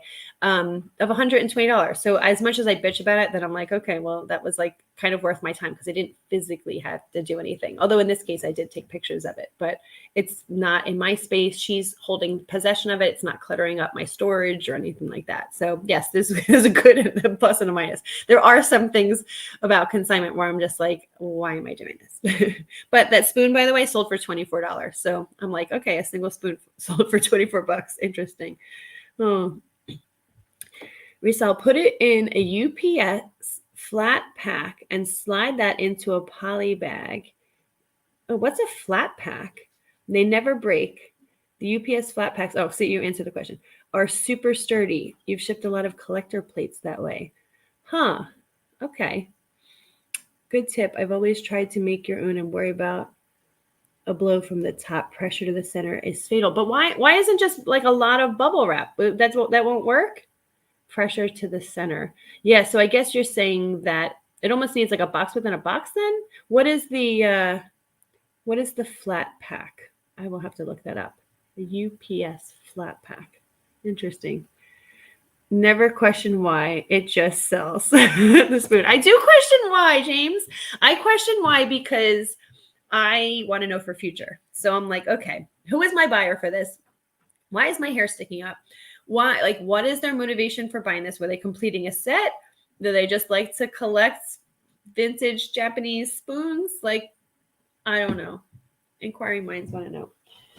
Anyway, all right. So I got through that whole haul. That was my things from my brand new honey hole, which I'm so excited about. They're only open on Thursdays. And now actually it has given me motivation. That, remember I was saying I wasn't looking forward to teaching that class now. And I think I have it on the schedule to teach a few more classes for them, substitute teach, but I'm doing it on Tuesdays. So now I just have to be like, okay, next time I sub for them, I'm going to take the Thursdays.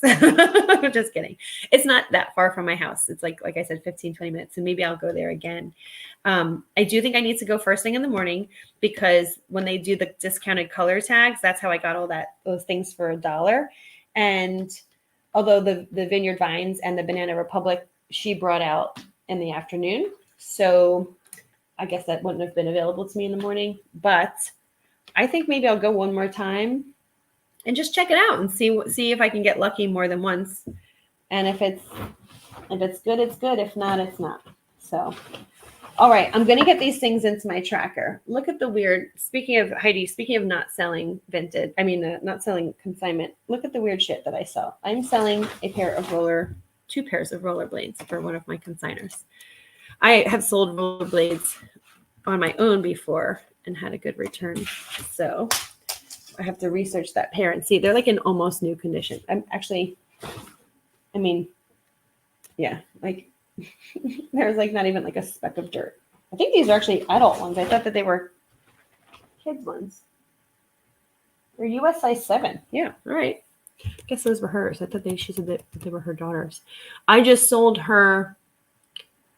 a Barbie Dream House, like the big one. What did that sell for? $175. Although I have that, listen to this stupid situation.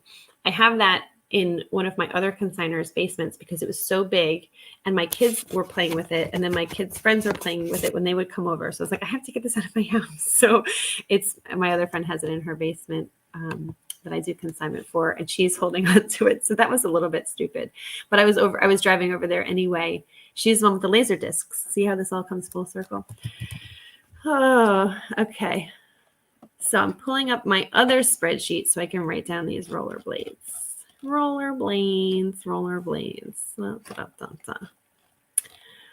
Oh, so Heidi, I'm going to have to go back and watch your whole video because I want to know everything you guys talked about. I came in late, first of all, and then I missed whatever was because everything was so frozen. It was driving me crazy. James sold an antique print roller to a lady in Japan for $120. Oh my gosh. Plus shipping. You asked why, and she said she was going to repurpose it into a lamp. What's a print roller? Like a printing press? That's kind of cool. I'm so glad that you asked her that because that's so random. Like, okay, here's something that she's going to take apart and use a part of and spend $120, and then she's going to repurpose it into some kind of art, you know?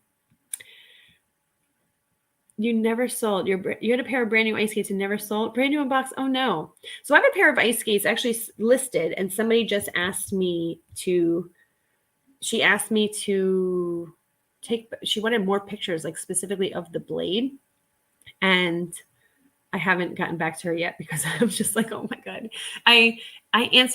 I do all the measurements and all that stuff for almost everybody. But this one I was just like, oh, she wants me to like measure blades and stuff. So she just messaged me a couple of days ago. I have to go back and do that for her.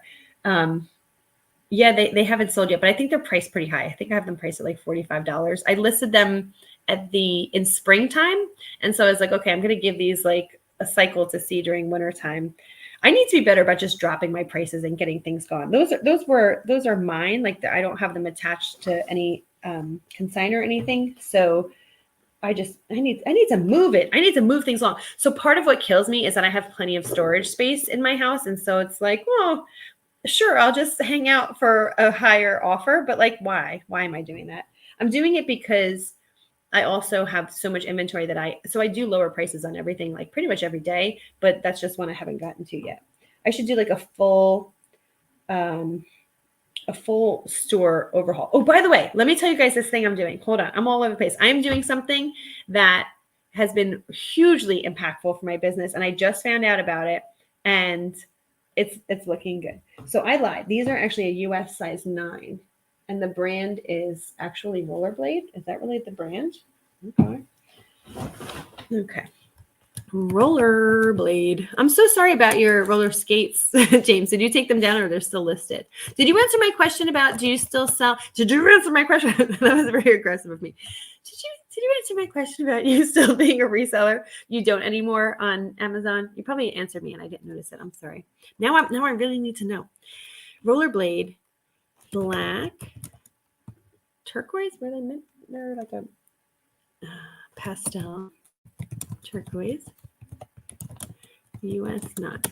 As if I'm going to have very many of those that I have to write down the specific color. Okay. It took up too much space. Oh yeah. So would you donate them? I'm sorry. Yeah. So the ones I have are pretty big. I actually have, I don't know, maybe 4 other pairs to sell. I was just gonna like letting that one go, letting it have its time. My girls play hockey, so I often get like skates and pads and gear and stuff. You watch videos of these urban explorers who go into abandoned homes. Oh my gosh. You're so jelly about all the vintage stuff. Yeah, just left to decay. I know. So do you have FOMO like me where you're just like, well, I want to save it. I want to help you. All these things. There was a house abandoned in the 60s and it was amazing. Wait, okay, hold on, Michael. Whose videos? Is this on YouTube that you're watching or is this like a TV show that I need to know about? I watched a couple episodes of that show. What is it? Pickers? American Pickers? Antique Pickers? Something Pickers? They're good, but they sell like they want big stuff, right? Isn't that their story that they go into like people's like old storage sheds and stuff and they want big stuff. Ugh. Heidi once sold 1969 maroon wood Scrabble tiles to one person for $1 each. Oh wait, you actually sold 69 tiles. Okay, I thought I was reading that wrong. She was an artiste. Oh, how interesting. 69 maroon wood Scrabble tiles. So now you have to ask her what did she end up making? You need like a picture of her after so you can see. I had something listed. I actually sold it on eBay and then they canceled it. So I still have it listed. I'll show you. I actually put in the description that it would make a good like art project. It is it's a game. Hold on, you have to spell it right for it to work.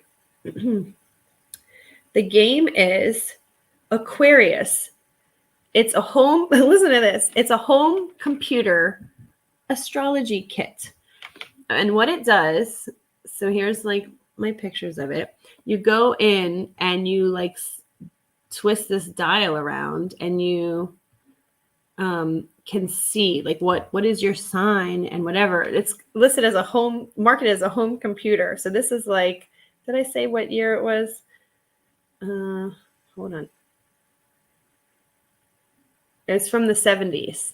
But I just thought these cool, like these tiles and things all had like just this cool, like very artsy, like kind of vibe. So I was like, you could turn it into like a cool art project, something. I don't know. I have sold Pictionary before, a vintage Pictionary. What did that sell for? $54. The whole thing though. Yeah, 54. That was for another consigner. She has some cool stuff. The Aquarius game was hers too. I want to know about these videos, Michael. Wallpaper print roller, 3 feet by 10 inches. I'm trying to like wrap my head around what that would look. That would be like a big lamp, huh? Like I guess a floor lamp, huh?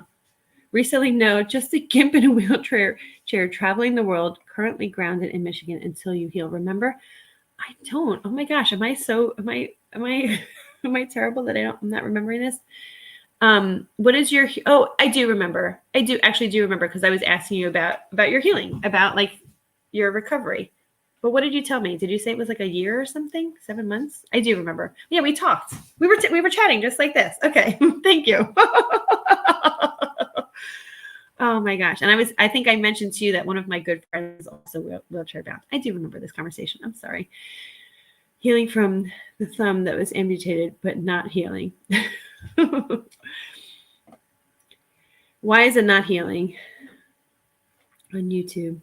Squirrel, I know. Well, so hold on. I don't want to say it's squirrel brain. I want to say it's mom brain, but I've kind of always been a little bit like this, I guess.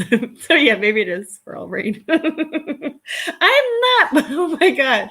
That life would be more fun if I was. Believe it or not, I don't need any drugs to be this happy. It's all me, baby.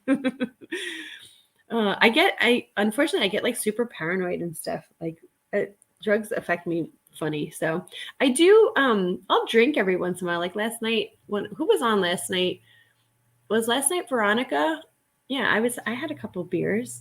Last night I was out at my friend's house. Was it the night before that was Veronica? Friday? Right? Oh, it's all a blur. I don't know. Last night I was at my friend who's from China, and she cooked us authentic Chinese food. And then she tried to get us to drink this, I couldn't even remember what the name of it was, but it was so strong. It was like, I thought it smelled like sake, because of course you got to smell it before you take a shot, but it did not taste like sake. And I'm game for all that. I could not even drink it. I was like, oh my God. It was burning, but it was like, oh, it was very intense, very strong, but it had this beautiful, gorgeous, big yellow decorated bottle. It was almost like a vase of some sort for this alcohol, whatever it was. It was very strong. Oh, your cousin's in an episode of American Pickers, holding a tiny dog. They bought a Civil War belt buckle from him that had a bullet, among other stuff. That is so cool. Do you know which episode? I actually think my friend's ex-boyfriend, well, he passed away, so I don't know if that makes him an ex necessarily, but I think he was in an episode. He had like Americana, like an old motorcycle. And maybe it wasn't American Pickers. It was one of those shows where they take the motorcycles and they fix them up and like they redo them, whatever. And he had like one of those old gas, like the Gulf thing station with like the big light up thing up top and on the bottom. Oh, interesting. Oh, that would be cool. You'd know that episode. See how small world it is. I wonder how many people like we all know, like through, if only people just talked more, how many people in common or coincidental things like that are out there. People do use or collect old game boards for wall art. Well, that's what I thought that this would kind of be, but I don't know. The person who bought it, they ended up canceling it. Like I actually had it. It's still all packaged up. Let's talk about bubble wrap. I did it all nice and all the pieces are bubble wrapped and everything. And they're like, oh, I'm sorry. Can I cancel the sale? And I was like, well, I didn't ship it out yet. And, better cancel it now than later, but still, dang it. And it sold for like $60 too. I was upset about that. No, I was upset for like 30 seconds and then I moved on. Yeah, I just asked. Stop. Would you stop laughing at me, James? Oh my God. It's okay. That's what I'm here for. You know what? It would be laughing at me if I wasn't also laughing right along with you. So Buger, is it Buger or Bugger's disease? Do you have a vlog on your channel about it? Oh my God. Do I have a disease? Veronica knows you. Yeah, you guys all know each other. Like I said, I'm like late to the party. Oh, you're okay.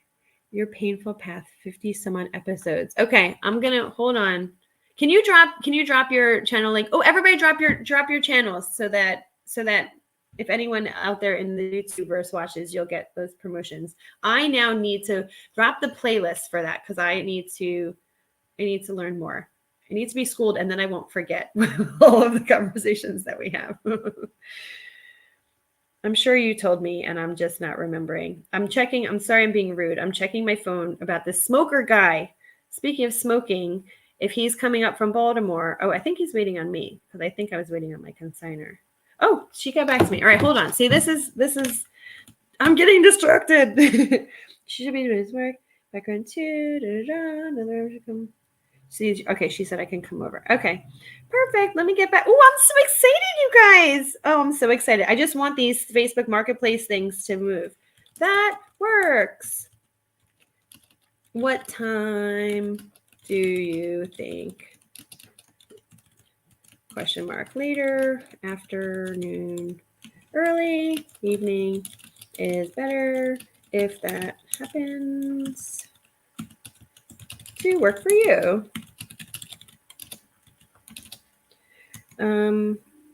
It is, what's her zip code?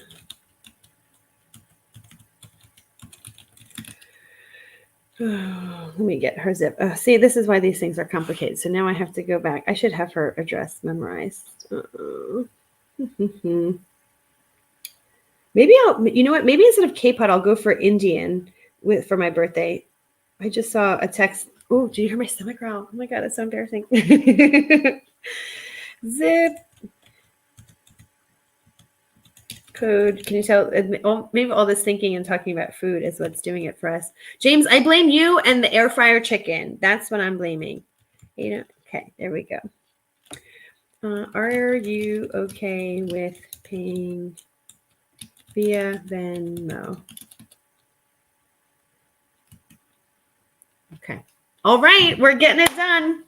That is making me so happy. I just also want to move that out of her space and whatever. So all good stuff. All good stuff. We're not smurfed. Oh, what does that mean? Oh, is that the wrench thing? Can I do that? Oh.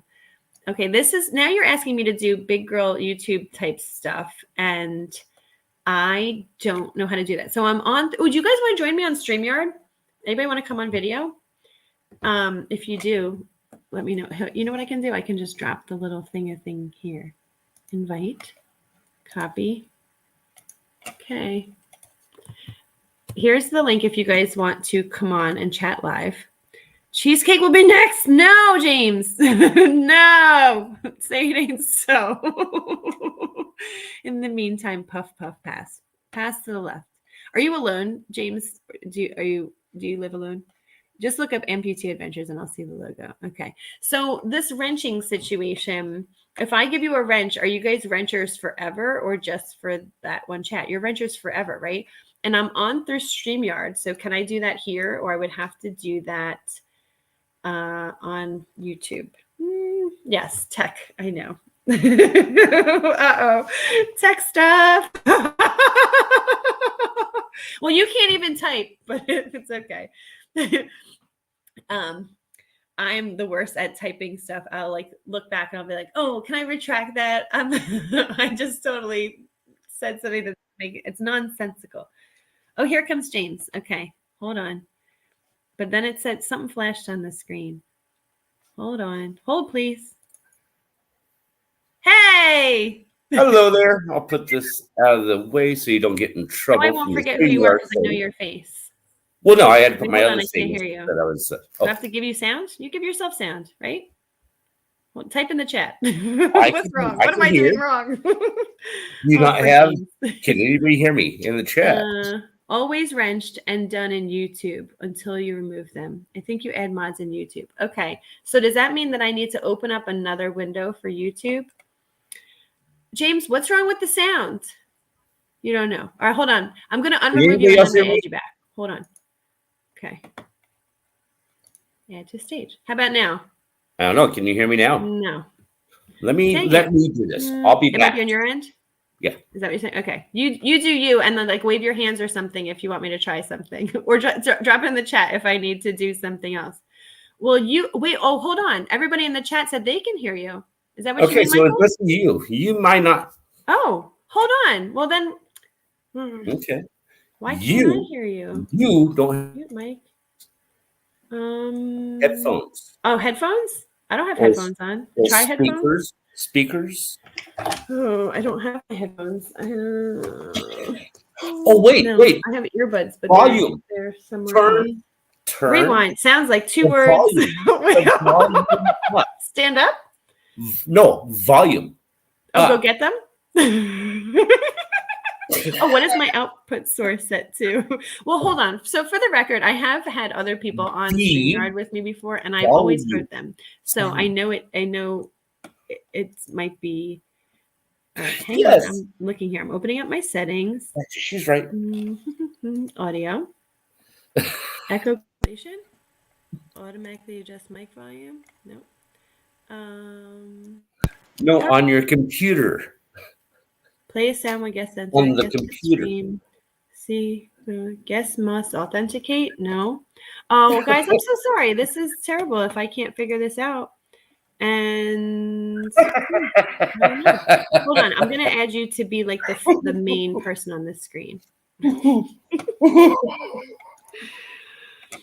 Oh, edit mic settings. Yeah. Okay, now say something. Yours. Is that better? Yours. Hello? No. Okay, no. No, I think it's your volume on your computer itself. Ban from studio, keep from studio, edit mic. Edit. Oh, here you're called the Kelly Picker here. Well, that's interesting. Oh my God. Authenticate with YouTube. Are you shaking your head at me, James? Smoke some more weed. it'll get better. Oh my God. Oh my gosh, turn that last thing off. Okay, hold on. Okay, is that better? What is the output source set to? Well, good golly, I don't know. Guys. Unmute. James, stop laughing at me. I can't help it. Stop mic cam. I don't have a YouTube stream up. Let me try mine. Well, no, you guys can hear me. So my mic is fine. Hold on, I'm just scrolling back. Stop, James, you're making me laugh too hard. But she can't even hear me. Looking back to see if I missed something in the chat. James can talk and I will do closed captions. Yes, Heidi, thank you. It takes a village, right? Okay, hold on. Did I turn that last thing off and it was good? Did that work? Oh, here's Michael. He's going to figure us out. Hold on. Michael, can I hear you? Say something. Okay, can you hear me? Oh, hold on. I can hear you. Both you guys say something again. Hold on. I don't have I heard something. No, you're fine. You're fine. I can hear you perfect. Oh, wait. Hold on. Nope. Now, I can't hear Michael either. Can you, Heidi? Okay. I can hear you talk. Oh, good golly. She's talking to you. I can't hear you. Oh, okay. I hear you. I got you. Oh my gosh. Oh my God. You want to know what I did to fix it, James? I'm crying laughing too, by the way. And now I see your finger. You turn your speaker on. Did you push the little button for the speaker? No. So here's what I did. I did have my headphones attached to the thing, but they're in the little case. So this is not them. I have multiple earbuds. They were in their case. They're in another room somewhere. And so it was connecting to that. And so I don't know why that would be happening. Anyway, hi guys. Hello. That was a good laugh. Yeah. You can laugh at my expense. It's totally fine. Heidi, do you want to come on with us with the gents? She's having fun by herself. Yeah, right. She always has fun with herself. Yeah. She's just a happy-go-lucky person, but technology is hard. So I like to think that I'm like somewhere in the middle between being like totally inept and being like little miss. I know what the heck is going on. Clearly, I've been schooled.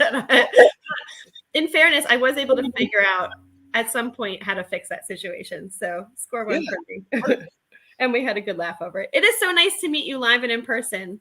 Hey, have you not seen me before on any of the lives? I've watched, so we've chatted before, and I have seen you on your videos, but I have never actually communicated with you live. I don't think.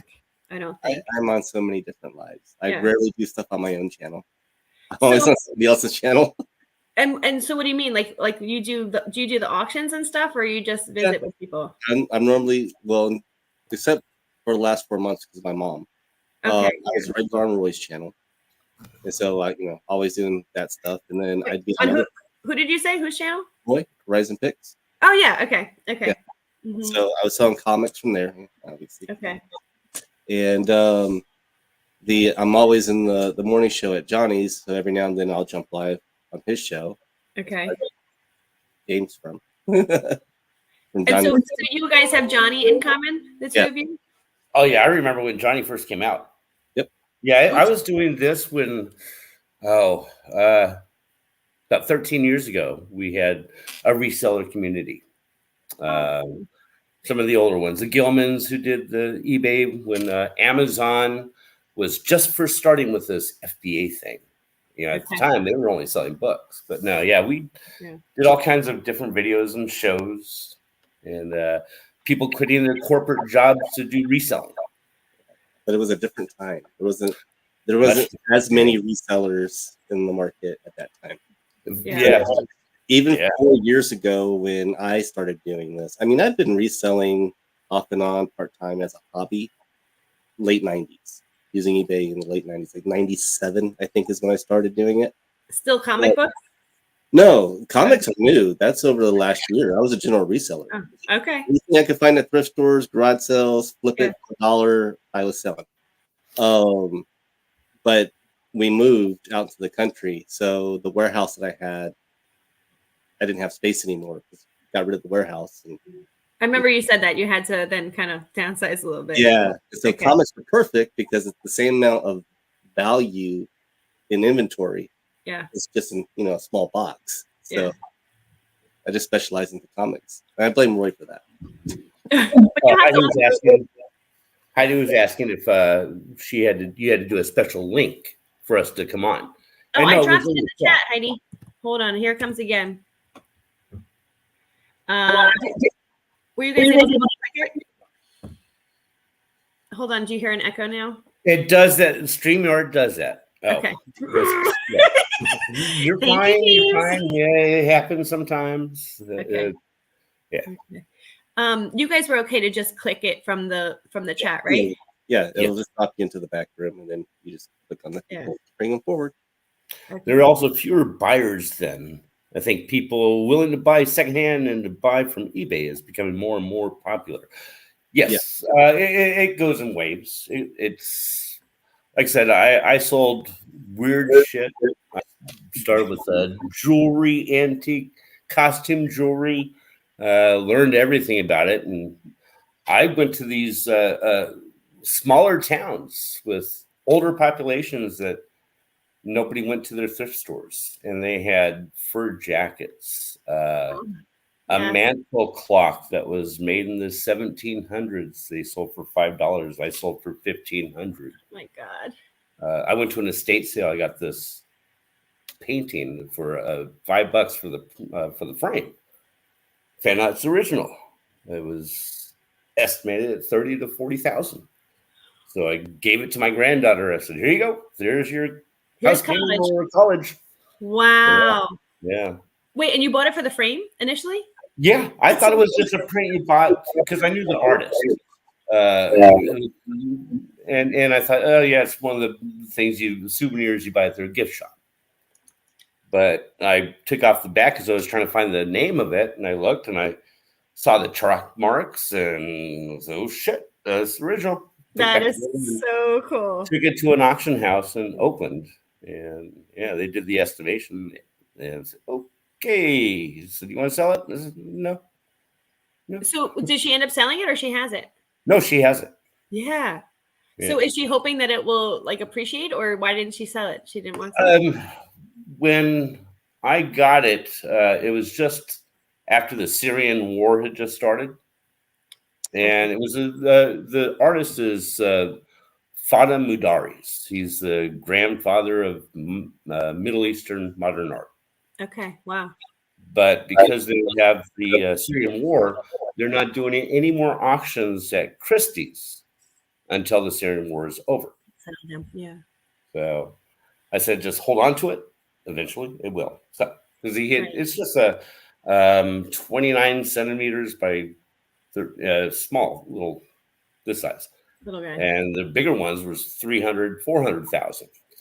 Okay. Did you go back there and see if there's any more? Oh yeah. Oh yeah. Like, okay, wait, I have to go see if there's like more of this collection. I went because it was a doctor and a wife. The doctor passed away in like the 70s, and the wife finally passed away. No kids, and I mean they had a library, which was a 40-foot by 10-foot room, and just the walls were stacked with books and original doctor manuals, and it was just so much stuff. It was overwhelming. Yeah, I got all the smalls that I could. Because it's kind of that in between time where people were collecting a lot of stuff, but there wasn't a lot of resell or people mass producing stuff to resell. You know what I mean? And so it's kind of that sweet spot there that things are worth a lot of money now that are in that period, the 60s and 70s. That's why I like antiques. You can try to copy it, but you can't do it like it's supposed to. And like with the antique razors, it's just a feel for them and the way they look. But yeah, I agree with you. This one house I was looking at on this video where they were going through the abandoned house was just filled with antiques. Man, James, you would have cried if you saw what was in there. Just love. Yes, I love the hunt. The hunt. Listing it sucks. So where were you watching those videos, Michael? Was that on YouTube? You said? Did you? YouTube. There's a lot of different urban explorers that go around, and they use satellite imagery from Google Earth. They find houses that are just overgrown with trees and stuff, and they go exploring to them to see if the house is abandoned. And they have a code or creed amongst themselves that they never break into a location. So if the house is already blowing my mind for a minute here. Okay, keep going. If the door's already been busted open or there's a broken window, then they will enter. But if the house is secured, they won't pry it open or try to break into the house. So they have a creed with each other. And they will never release where that location is because they don't want the people who go and take anything to find it. So they're just literally there to see these little time capsules. And then they leave it as they found they don't take anything out of it. So that was what I was thinking, like the legality of that, like who actually owns the property or the estate or whatever. Like, is it public? Is it public or? Well, it's privately owned, but typically these are like families that it's the last generation. They passed away without anybody to leave their stuff to. The house has just been left abandoned, and they're in different states of decay, but a lot of stuff left behind, and they are time capsules. There's so much cool stuff in them. Oh my God. Okay. So now I'm going to have to, next time you find one, like, can you share a video to somebody? Can you like send me like the best video so I can like see what you're talking about? And like, because now I'm curious, but I don't know like who to start watching to see that. That's so cool. That's really cool. But I appreciate what you're saying about them not taking anything and like holding themselves to a standard. It's just like to be voyeuristic and just kind of see and have a peek, but give respect to whoever it belongs to. Right. They don't show, like family portraits and things that they come across in the place. They'll blur that stuff out. They don't give any details of the people who live there. And, they're just very respectful to not have anyone destroy what that is. Right. So it's all about just exploring the little piece of history without, upsetting where they're going. So it's pretty cool. It sounds like there's also like a lot of research. Like you're saying, if they're using satellite images to find the little spots, I'm assuming that they have to drive, right? Because some things might be in their backyard, but I don't know if there's. There's people who do it all across the world. Yeah. They go from country to country looking for abandoned places. There's one guy, he was in France, and he found this one chateau that just, it's amazing looking. Oh, a chateau. Oh my God, an abandoned chateau. And, like water coming through the ceiling, and half it's all molded over, but the stuff that was in there. Ooh. The reason I'm that's so cool. that is worth that much money, and that is worth that much money. Like, I want to go into one of those houses. But then to also have like sit on your hands and be like, oh my God, I know the value of this stuff and it's just sitting here. And I guess maybe that's where, like, if they really wanted to, they could contact or find out who the family is and say, hey, I could help you. One guy did. He explored a house, and it was filled with toys and comic books, right? And vintage toys and comic books. And he did a video, and of course, he didn't post where it was at or any of the details, but it showed all the footage. And they found the owners of the house, and they explained what the value was that was in there, and it's over $1 million for the house.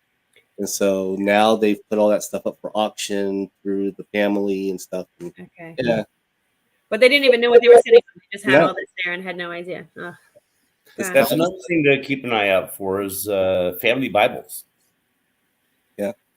One of the ones I found in that doctor's home, he had bought it from some place, but it was the niece of Daniel Boone. And so it had a bunch of the records in there.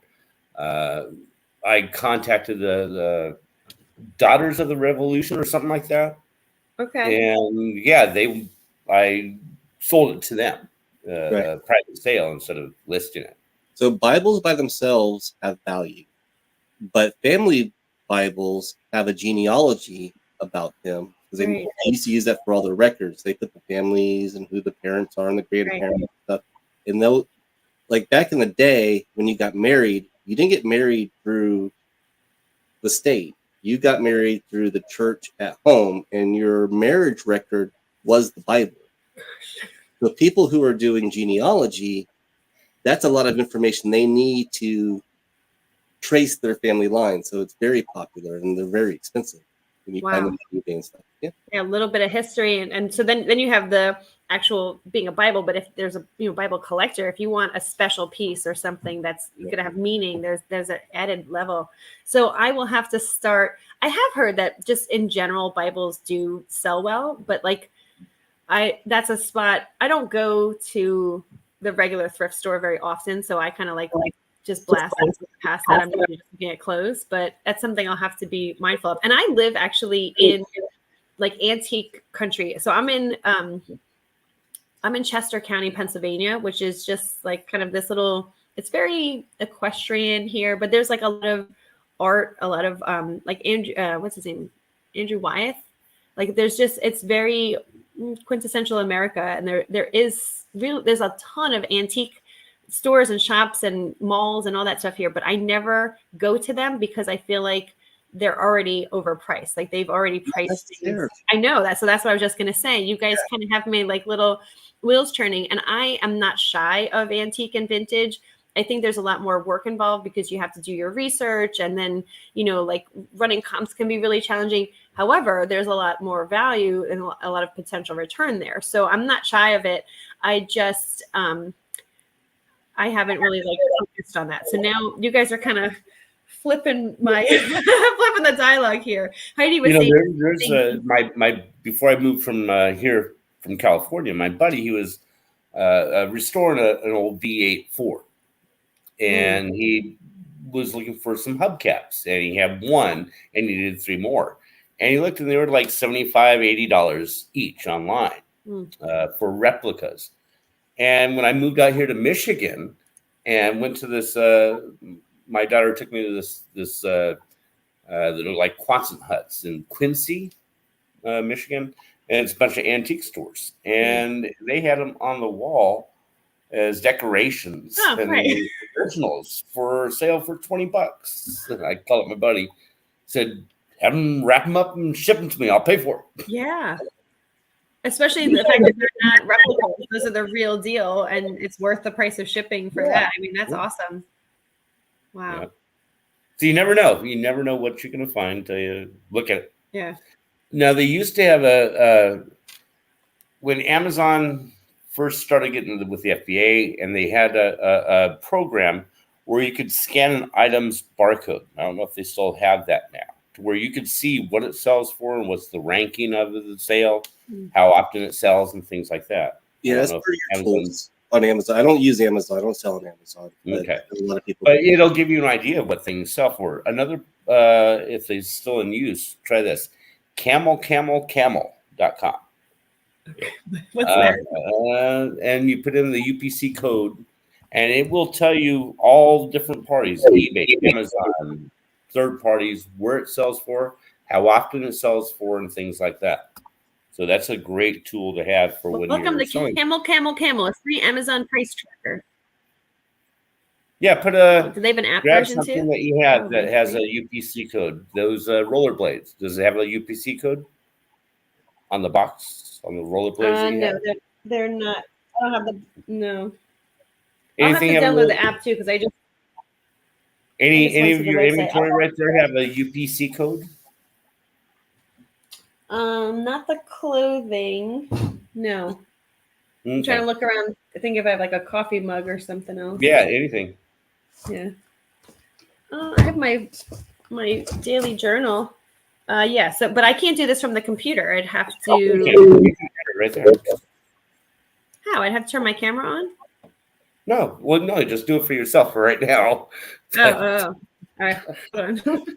I have stuff later. James. No, that's a great tool for you to have for what you want to sell things for, and if you want to try to buy it or no, throw it away, pass along. Oh, this book, they're selling it for 25 cents and it's selling for $89. Okay, I'll take that. Yeah. I'm gonna try it while we're talking. Yeah, there's I don't remember what the app is, but there's one that's only 4 books, and you see them at the thrift stores all the time, where they just have the little earbud in and they're just scan. It gives them a friend of mine. He's the one that wrote Chris Green. I don't know if you've heard of Chris Green. He wrote online arbitrage, retail arbitrage, and he wrote all the books for Amazon. And he made a program. And I forget the name of it, Power Scan or something like that. But it did that for you. Yeah. You see them in there with the little, zapper, and they just zap, and it puts a tone in their ear. There's one that has good value based on the FB. Yeah, based on the rating. It just alerts you, and they're like, okay, that one's being bought, And so you don't have to sit there and look up all the titles. You just Barcode. Oh, so I see them people all the time, but that just seems so thankless. That's not that takes all the fun of reselling out of it. Then it becomes, I don't want to say it becomes a job, because this is definitely a job. And I treat, as much as I love, I do love consigning, because I love my consigners. I love keeping things out of the landfills. The sustainability of it.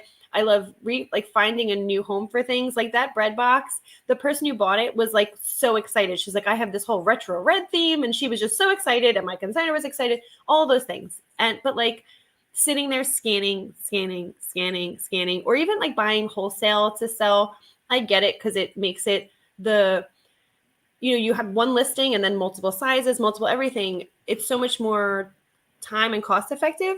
But I'm not in it to buy cheap junk from overseas and then try to monetize that. And I guess it's a missed opportunity, but it's just not where my heart is. And I don't think I could do that with the scanning thing either. You see, back when Amazon was doing mostly books, it was just, they didn't charge you for storage. You could send it into them and they would store it for you. And I think they changed it finally to where, okay, if you don't have a multiple of one item, it's free storage. So I had probably a storage unit full of books and listed every single one. Oh my gosh. Yeah. And it was cheap. It was like a 50-pound box for UPS was $5.80 for their special deal they have with UPS, Amazon. And then they changed their policy after a few years. So, okay, now we're charging storage fees. And you can either pay this amount or you can we'll charge you 5 cents to throw each item away. And I had thousands and thousands of Woo. items. And it was like 600 and something to cull a bunch of books. Oh my But god. they can change the rules on you at any time. Yeah. Amazon's about getting So don't do only one thing. Don't only do that scanning, or don't only do eBay or Etsy. You have to have multiple streams. Yeah. When I did Amazon, when I had the warehouse, I did fulfilled by merchant, not fulfilled by Amazon FBM, so that it's still listed on Amazon, but I'm fulfilling it from my warehouse. Lower. Yeah. So, more control. Yeah, the rate of return is so much better. But I mean, they took at the time it was they took about you estimated 1/3 they took of the profit right off the bat. So I would buy the books for like 10 cents, 20 cents each, and list them for $50 or $60. So yeah, you want to take 30% of that, go right ahead. I'm fine with that.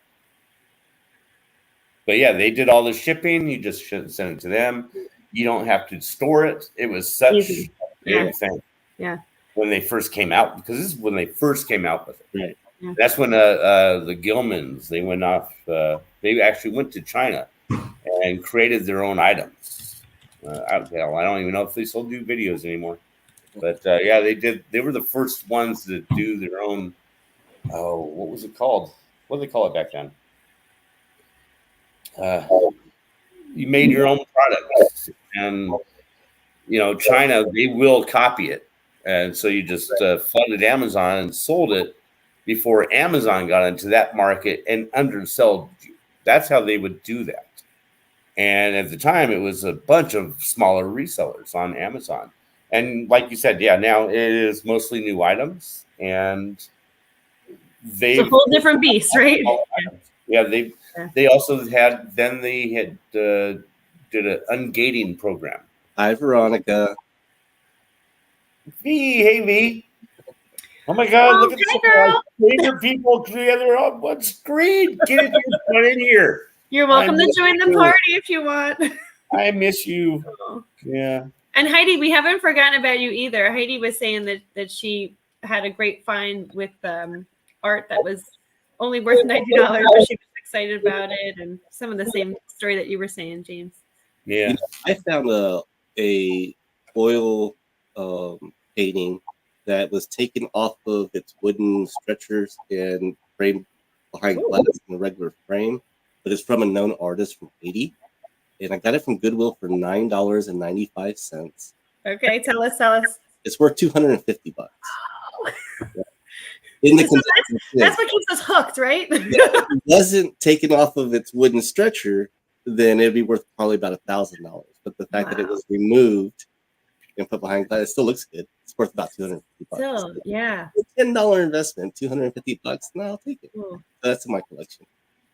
So, Michael, question for you. And James and I were kind of talking in the chat a little bit earlier, but James, to your point that you were just saying, I know you've kind of downsized, and that's part of like the comic books and everything. But there are those warehouses where you can ship everything off, and then they house it and hold it until it's ready for, like, once you sell it, they'll fulfill it for you. Have you explored any of that? No. So, over the last 4 months, I've really not done anything for obvious reasons. You're allowed. You're allowed. So I haven't done anything. So I kind of got out of the resale game for a bit. And even with the comics, I'm not selling. I haven't been over the last 4 months selling. I've been doing personal collection stuff. So all this stuff behind me, that's all personal collection. Will I get back into it? Maybe. I don't know. Maybe. Yeah, I actually started doing it when I was running for Congress because I wanted something to get my mind off the politics. I didn't want to be a politician. I just felt that someone had to run against the seat. That's right. That's what I remember. That's right. And so, yeah. To just get my mind away from all the negativity that is politics, I got into going to thrift stores and reselling just as a hobby. It's a good distraction. Yeah, and then when I withdrew from running for Congress, because I was trying to give the Democrat that was running against the Republican the best opportunity to win, and I didn't want to split the vote, so I withdrew, and that just led me into doing that full time. And it was perfect timing because my regular job is a travel agent. And it was, at that time we had COVID and everything. So the timing was just perfect. Yeah. Okay. And I blew it up. I ended up having an entire warehouse. So, gosh. And so how did you handle that? Were you just like, did you sell things off? Did you do like a whole big buyout? Like, how did you handle that? So when I closed down the warehouse, yeah, no, I donated everything back to Goodwill and I took a tax deduction. Oh my goodness! Wow, it felt so refreshing, didn't it? It felt so liberating. Yeah, well, and I made out well with it by having the tax deduction, so it worked in my favor. Okay. Yeah. Wow, there must have been so many emotions involved. Unless like James said, unless you were just like, you know what, I'm good with this. I would have with it. Okay. Well, because I got to the point where I had a 2-bedroom apartment just for myself and my stuff. Yeah. And now I'm down to just a backpack. Yeah, so, you're the same way, right? And you feel refreshed and like I lived in Mexico for the last 2 years. Right. I've done quite a bit, Veronica. There's a lot I haven't done. So yeah. So I've made a movie. I made a feature-length movie back in 2011. I ran for Congress. I've lived overseas. I opened up a call center for Travelocity in the Philippines. I was the leader traveler for the Air Force, stationed out of Tokyo. So there's quite a bit that I've done, but I just don't have any fear of trying anything that's big and bold. So you've been a YouTuber. You've been a reseller. There's a lot you haven't done yet because this is like the next chapter of. Are you going to reinvent yourself, or are you like just going to keep with your full-time job? And no, I'll stay a travel agent until the day I die. Okay. I've been doing that since I was 16 years old, and I love it. I wouldn't want to do anything other than be a travel agent. Okay. So, and it affords me the opportunity to work from home, and it's not so taxing on my time. You notice that, even when I'm at work, I'm on YouTube and chat in the chats. And oh yeah, you're everywhere, baby. I'm like, yeah, there he is again. I don't know if you can see my setup, but basically, this is like my personal computer setup, and then right here is my work setup. So while I'm working, I have YouTube going right next to me. Yeah, and so that's why I'm always in the chats. Because you can be too. That's awesome. I'm always in the chat because I leave YouTube on in the background while I'm photographing or whatever else. But I have realized, so I listen to like a lot of books on tape, occasional podcasts and stuff. But then I realize when I'm listening to YouTube, especially as I'm getting to know you guys better, I'm like wanting to be chatty. So then I'm like, click, and I'm typing. And I'm like, oh my gosh, I am not photographing or I'm not doing whatever. And then it takes away from like, the name of the game is you can't really call yourself a reseller if you're not selling things, which comes down to listing and whatever else. So then I find sometimes I get more distracted than I should. And part of why I come on live, I mean, really the reason I come on live is that this is a very like solitary business if you let it be. And I'm more of like a social person. And so while I'm working, I do want to feel connected, but also to be connected with people who are in the trenches the same way that we all are. Like when I used to have my other job, I would have coworkers and you could commiserate about, oh, this happened. Can you believe it? And everyone would be feeling the same feels and feeling the same pains because we've all been there.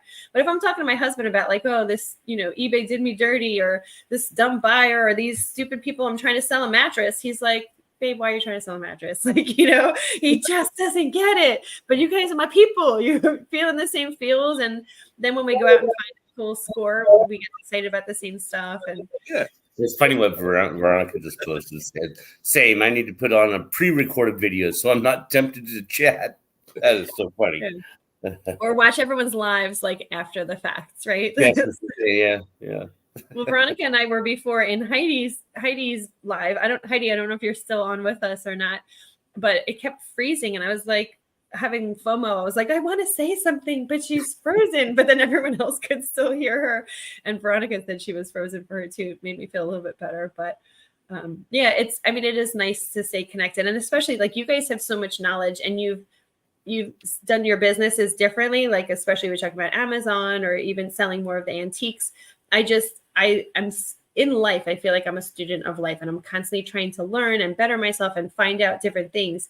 And that's part of what I love about it, is there's so much to learn, even about the things that I'm like, you think are more bread and butter, like clothing. There's still new styles and new trends and changes that it is keeping me mentally stimulated. So I love that component. And I am an everything seller. So selling from rollerblades to, whatever else, that is cool and fun for me.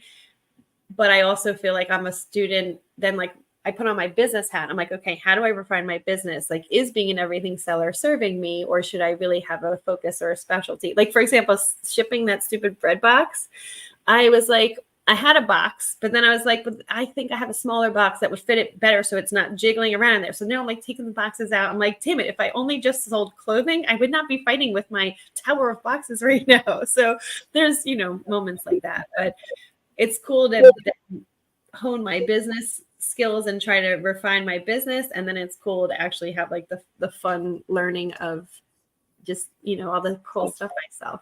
One of the things that I did when I had the warehouse is I went on Wayfair and I got those shoe racks that are just made out of plastic pipes with the right fabric to hold your shoes.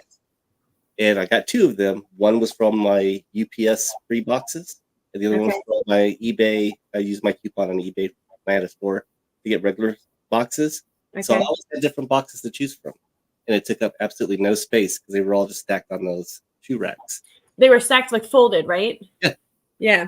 So I have, you guys are going to laugh at like when I tell you this, but so many of my competitors collect boxes for me because they know I'm always using boxes. And so the bubble wrap, the mailers, whatever else, I'll take them in. Actually, I just had somebody come to my house the other day because I had too many boxes. I just put a post up on Facebook. I was like, I got free boxes, small, medium boxes, whatever. But I usually leave them open because it's just so much. I'm like one of those people who I'm not spatially aware. I jokingly say I suffer from TPAD, which is time passage awareness disorder. I like never know like how long it doesn't take me to get someplace. James, you can appreciate this because of the situation we had like a half an hour ago.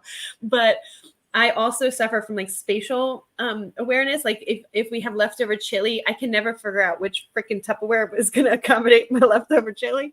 And same thing with the boxes. So I keep the boxes open and all like nested inside each other. They take up too much space. And then when I was inevitably, I need a box and it's at the bottom or whatever. When I was doing this, I was like, okay, today's the day. I'm breaking down the boxes so that they take up, like you said, this much space. And that is the value of buying like the same uniform size boxes from one vendor. Like you don't have them all. And I guess mine are kind of all uniform because they're Amazon boxes. So they're all like in the Amazon sizes. But I was like, today's the day. I'm breaking them all down. And I started, and I was like, no, I really like them all open. So then I was just like, but I do have the space to do that. And so it's almost like a double-edged sword because I have the space in my unfinished part of my basement. I use the space, but then the space gets filled up. So anyway. Veronica's learn over time is like, a coffee mug's going to fit into a UPS 7x6 box, or it's going to fit in a 8x8 eBay box just perfectly. You learn certain items go in certain boxes just by selling them so often, the repetition sells. So and then you know what you need, know what materials you have and all that kind of stuff. And I actually do have certain sizes that those are like my main sizes that I have. But then every once in a while I'll sell a stupid bread box and I'll need Big Bertha. And I'm like, oh, thank goodness I have this big box lying around. Oh, wait, that's not the right size big box. Let me find the slightly smaller big box. And then it just gets. What I always used to do is I would never list an item unless I had a box to ship it with. Yeah. So that's where I'm at. I know I have the boxes and I have enough cardboard too that I can Frankenbox things. And I have done that before. When I sold a microwave door, like my old microwave broke, and I was like, I'm going to sell this in parts. And I sold the door, Frankenbox it. But I started then having a thought, like you said, James, should I, like for the bread box, no one's going to bulk purchase anything with the bread box. They want the bread box. They're not like adding a bundle for that. I should just put it in the box it's going to ship in, put that in, store it that way, and be done with it. Either way, I'm searching for the box at some point or another. So I do have a really good storage system, and I complain about it. That probably took me all said like 20 minutes to do. And I ended up reorganizing my boxes part of that process, so it probably needed to happen. But it's while it's happening, same thing like selling this smoker on Facebook Marketplace. I'm like, why am I doing this? This is, it takes away. And then I sell a smoker for $120, and I've had to put in maybe like a half an hour of easy time. And I'm like, okay, this really wasn't so bad. It was worth it, whatever. So, by the way, the sales is happening. They're meeting up tomorrow, and they're all happy about it. So my work here is done. For now, you have For to now, go yes, you're right. Yes. Like I said, it's not. You don't have the money in your hand yet. Don't count your chickens before they're hatched. Yeah, Veronica is making I fun did of I did a estimation on time management as well as purchasing an item, storing it, and it worked out to where selling on eBay is not very lucrative as you think because of the time involved. And that's where I'm constantly trying to like refine things because, and if you guys have heard my recent rants / questions / whatevers, the current headspace that I'm in, like the biggest conundrum is like, should I consider live selling? And I see these people live selling, and it's like the pro is that it takes so much less time, and you can sell the sizzle, and you don't have to worry about the listing and all the back end work and whatever, and it's quick. But then I feel like at auction or at a lower price, you're devaluing it or just losing some of the money because it's sold at auction. So I'm like, okay, which is the best time spent?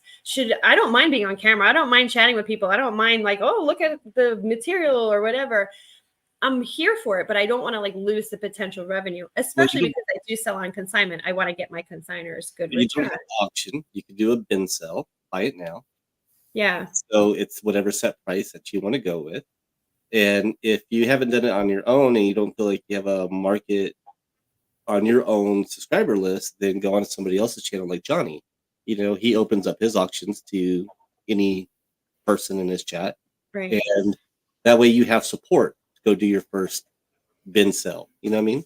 Yeah. So I was like harassing Veronica and Patrick and Glamma on Veronica's show on Friday because I watched Glamma did her what was it? Classy crap.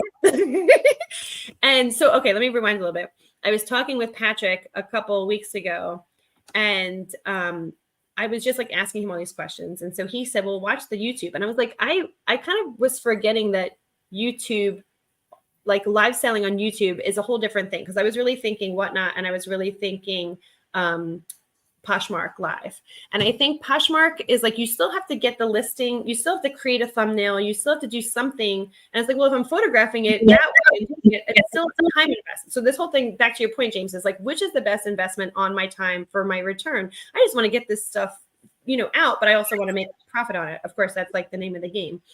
And then watching you guys on YouTube, it's direct sale. So I'm not getting, I don't have to take a cut of the profits to go to a processor, right? So there's that value. And I can take stuff that I'm like, okay, well, I would have not sold this for less than $5 or $6 on Poshmark because Poshmark takes $2.95 out of my $10 less sale. But hey, I don't have that. So I'll sell this for $2, $3, bundle it, whatever. I'm so here for it. So after talking about that, and then I was asking them all sorts of questions. Thank you, by the way, Veronica, on, was it Friday? Yeah, right. It was so helpful to be able to then like just get all that cleared out of the way. And I actually am here. I'm game for it. So I don't know if I need to like, Johnny's my new friend. I know you guys like way better than him, and you guys are my new friends. So I think I need to maybe talk with him more. If the girls have one, I think I would want to maybe like say, I'll just try it for like a night and see. And then also invoicing, like I'd have to wrap my head around how PayPal. Super easy. Is it like, do you have a standard invoice, or is it just through like, I know PayPal has invoices. PayPal.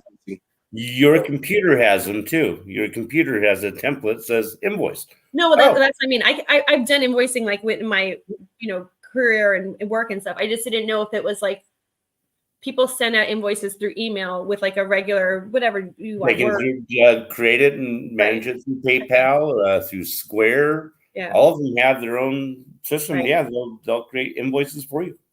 I actually hate PayPal because twice now PayPal has processed, well, here's what happened. They've processed charitable donations. Like I'll donate to a charity and then they take a cut of it. They're like, this was a business transaction. I'm like, it's not well, you can see it was going to a nonprofit.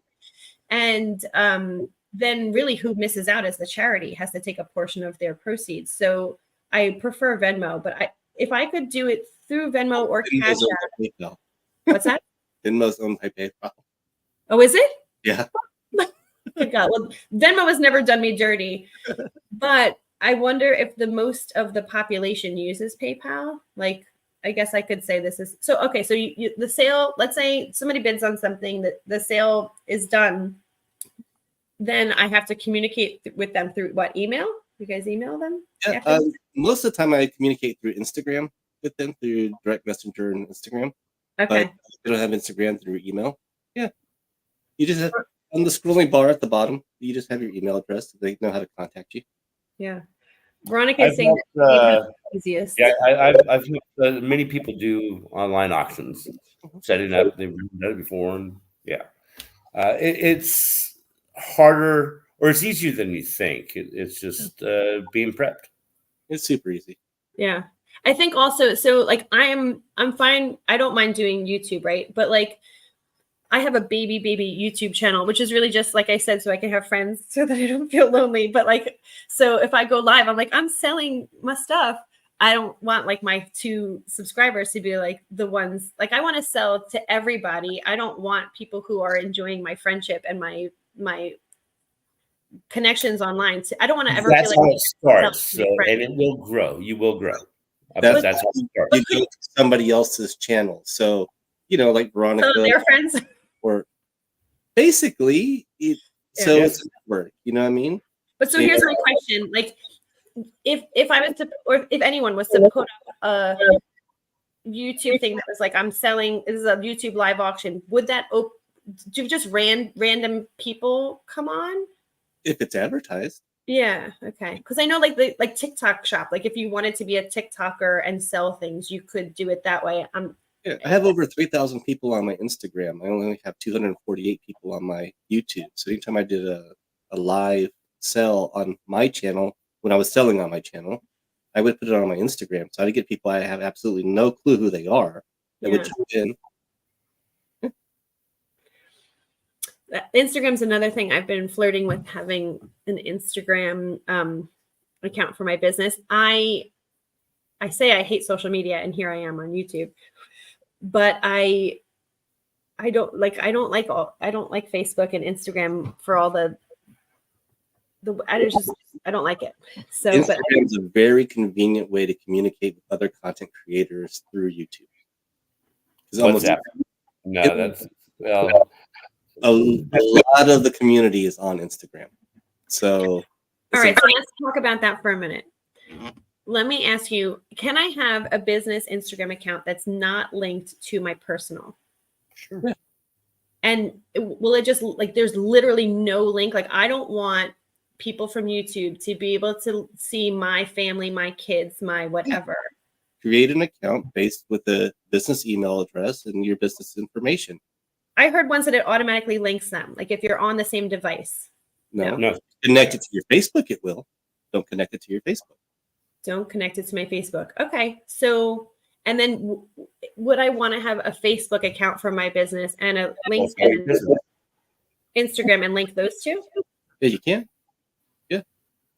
But you don't want to use the email of your personal with no, use my business email. Yeah. As long as you create a business account. Now I have to do Instagram. So part of it also is like the one more thing that don't come on now. It's having one more thing to check, one more thing to like. Did you want me to get some cheese with my wine? Yeah. Yes, please. As long as you're passing left, all of that is fine. No, it's kind of just that. So that's part of what gets me. I know myself, and I know how I get, and I know when it gets toxic, and I just feel like. Again, when I was talking about like YouTube being a time waster in some sense, like even now I'm supposed to be doing stuff, I'm chatting, which is fine because this is very educational for me. But I just don't want one more thing to have to check then and check in on and whatever. But you're saying it's a way to stay connected and stuff. So there's value to that. Okay. It's a great tool for communication back from buyers and co-sellers. Like if you're going to go on somebody's live, they can drop you the link to the StreamYard, and you know what I mean? Because they're not going to just do it in the chat. Right. Yeah. Yeah. Okay. Do you guys know George? George the reseller. Yeah, George.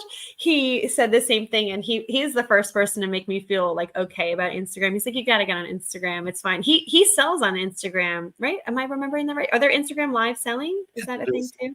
Mhm. All right. Maybe. So have you done all the things? Like, I want to compare Instagram live selling, TikTok live selling, Whatnot live selling, Poshmark live selling. I guess there's eBay too. Like because they're all different, right? YouTube is different. I sold on eBay. Except for YouTube. And how, like, what are the differences between everything? Do you guys think? I've only sold on eBay. Yeah. Okay. I've None of bought those others. just recently. It looks very similar to the lives that I've seen on Instagram. I haven't sold on any of them, but I've seen lives. Mhm. And they all seem to have the same format pretty much. Okay. I don't like them.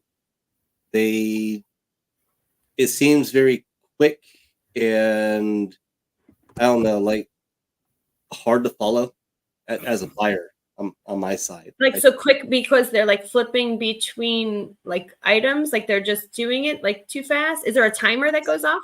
Like Mhm. Yeah, there's a timer. Well, on Whatnot, there's a timer. Yeah. At least the cell that I was in. And yeah, I don't know. I don't really care for it. It doesn't seem as friendly as what YouTube is. YouTube, it's more Yeah. conversation going on, and like Whatnot and stuff.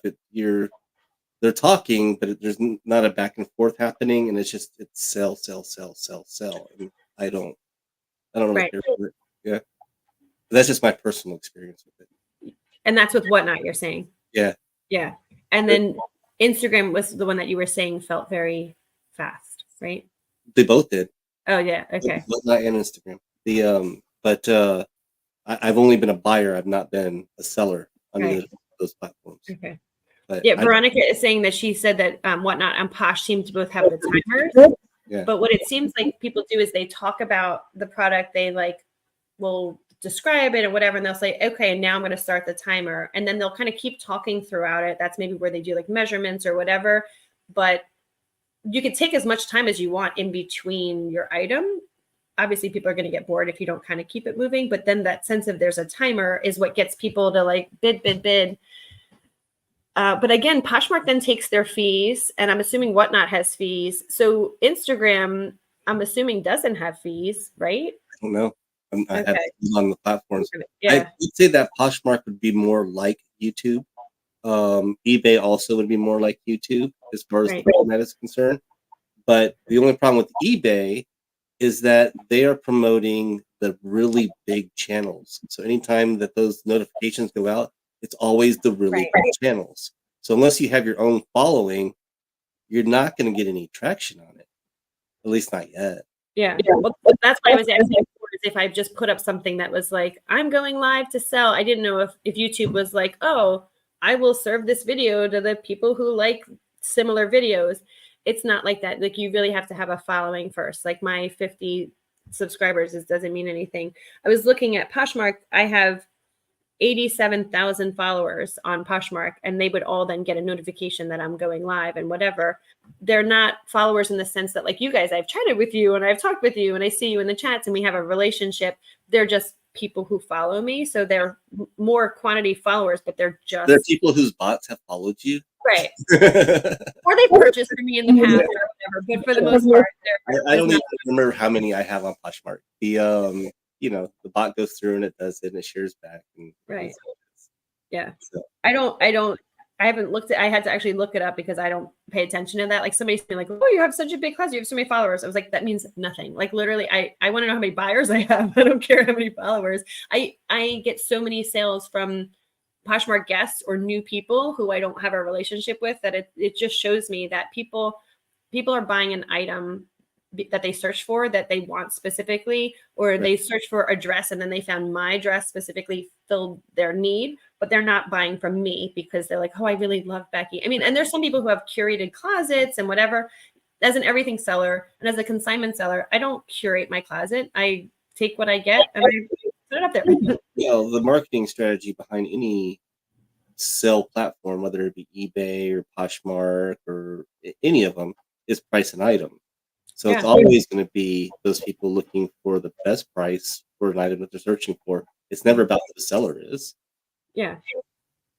That's that's what I think is different about YouTube, especially like Veronica was saying too, to like sync up with Glama or someone. And like you were talking about Johnny. So they have like, then I think a lot of the people from what I've seen, and I've watched now maybe like 4 or 5, there are some people who are the shoppers and like they want to like support and they want to buy from you and they want to help you and whatever.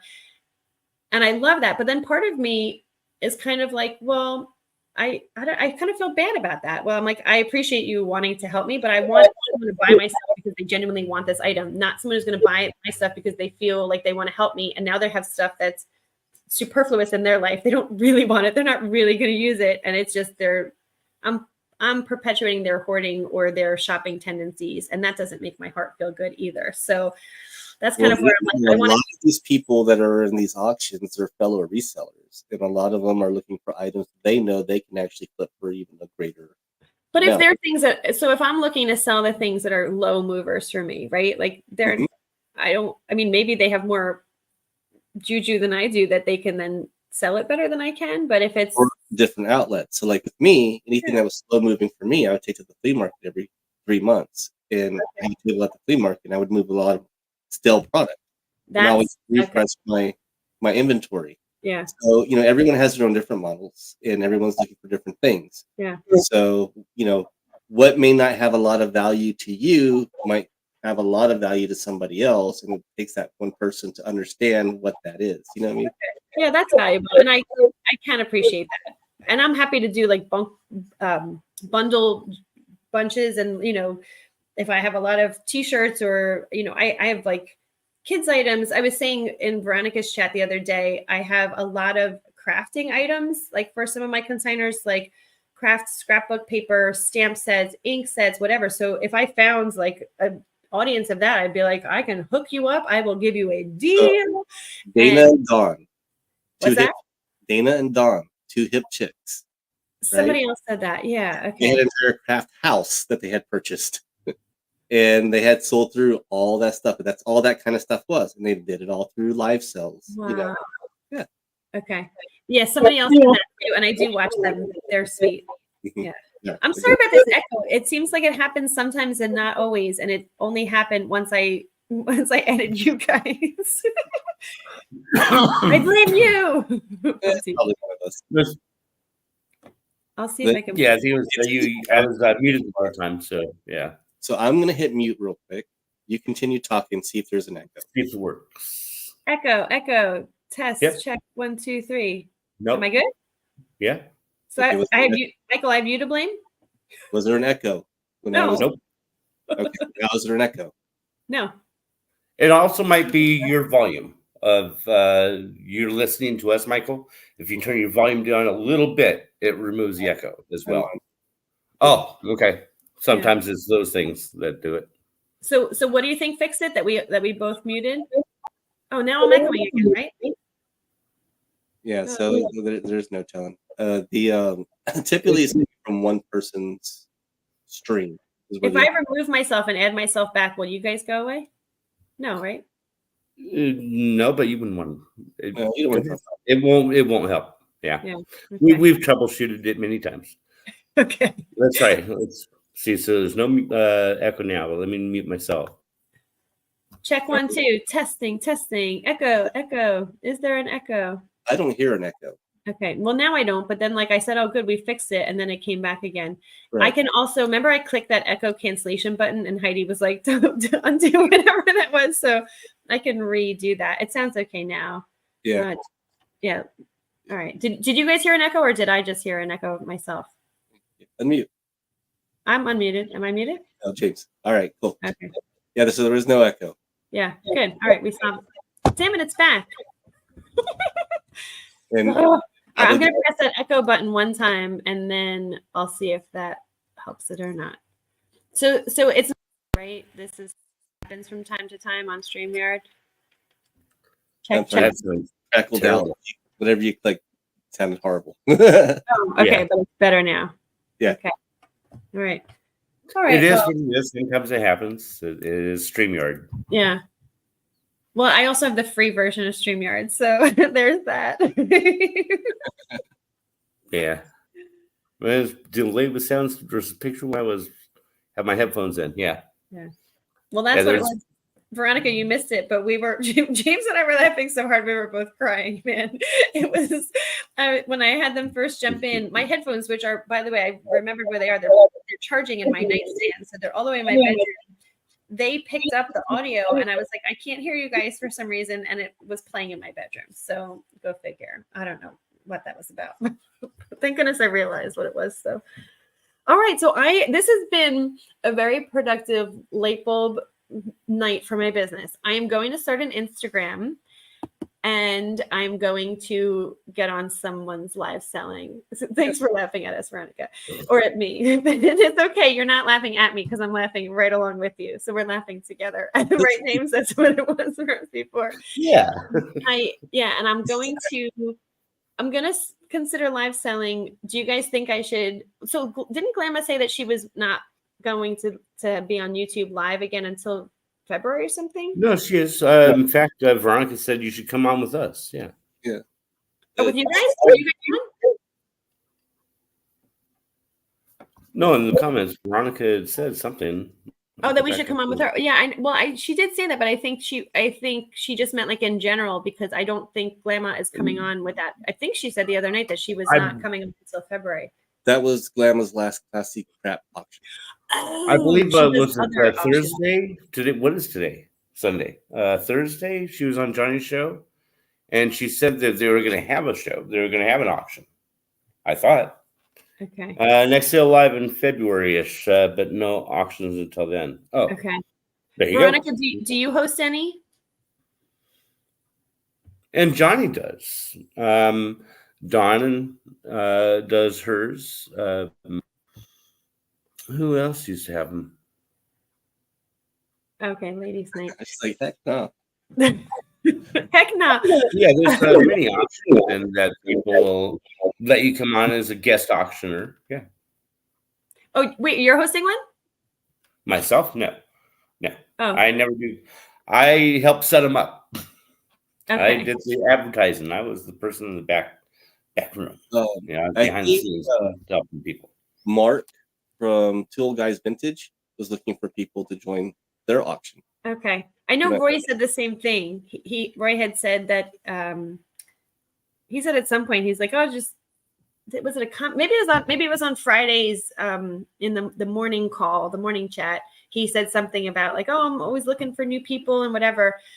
Are there audiences? Like Roy seemed he did comic stuff, right? So he primarily does comics, but he also starts a lot of his shows with selling T-shirts, and that's a big market for him. Okay. And plush, he's done as well. So yeah, it's not just comics. And other guests that he's had on has done like T-shirts and things as well. Okay. So yeah, he looked for people along those lines, but yeah, there's so many different people that are out there that do different things. Like Glamma, was it Glamma? Yeah, it was Glamma that invited me to her auction. I jumped on, and she's thinking I was going to bring comic books, and I ended up with a bunch of different vintage items. And it's like I was a general reseller. I had vintage stuff. Right. You flipped the script on them. Yeah. I think I see what you're saying. So I think it would be, I think I could sell anything, and I think it would be good to sell things that are like in line with what everyone else is selling, because there's already a built-in audience for that. So I definitely have T-shirts. Like I could come on and sell T-shirts. I definitely have plush. I could come on and sell plush. And I think the vintage stuff, because it's so unique, like if I have a bread box, I'd be like, does anyone want this bread box? Like, so it's just, that's so random that someone would coincidentally want that. But I love how Patrick on Glamma's Classy Crap, he had the figurines and he had numbers. Like I have so many of those precious moments. I could just like number them out. But that's again, one of those things where it's like, So I just sold that one for, what did I say, 90 something dollars? Do I think?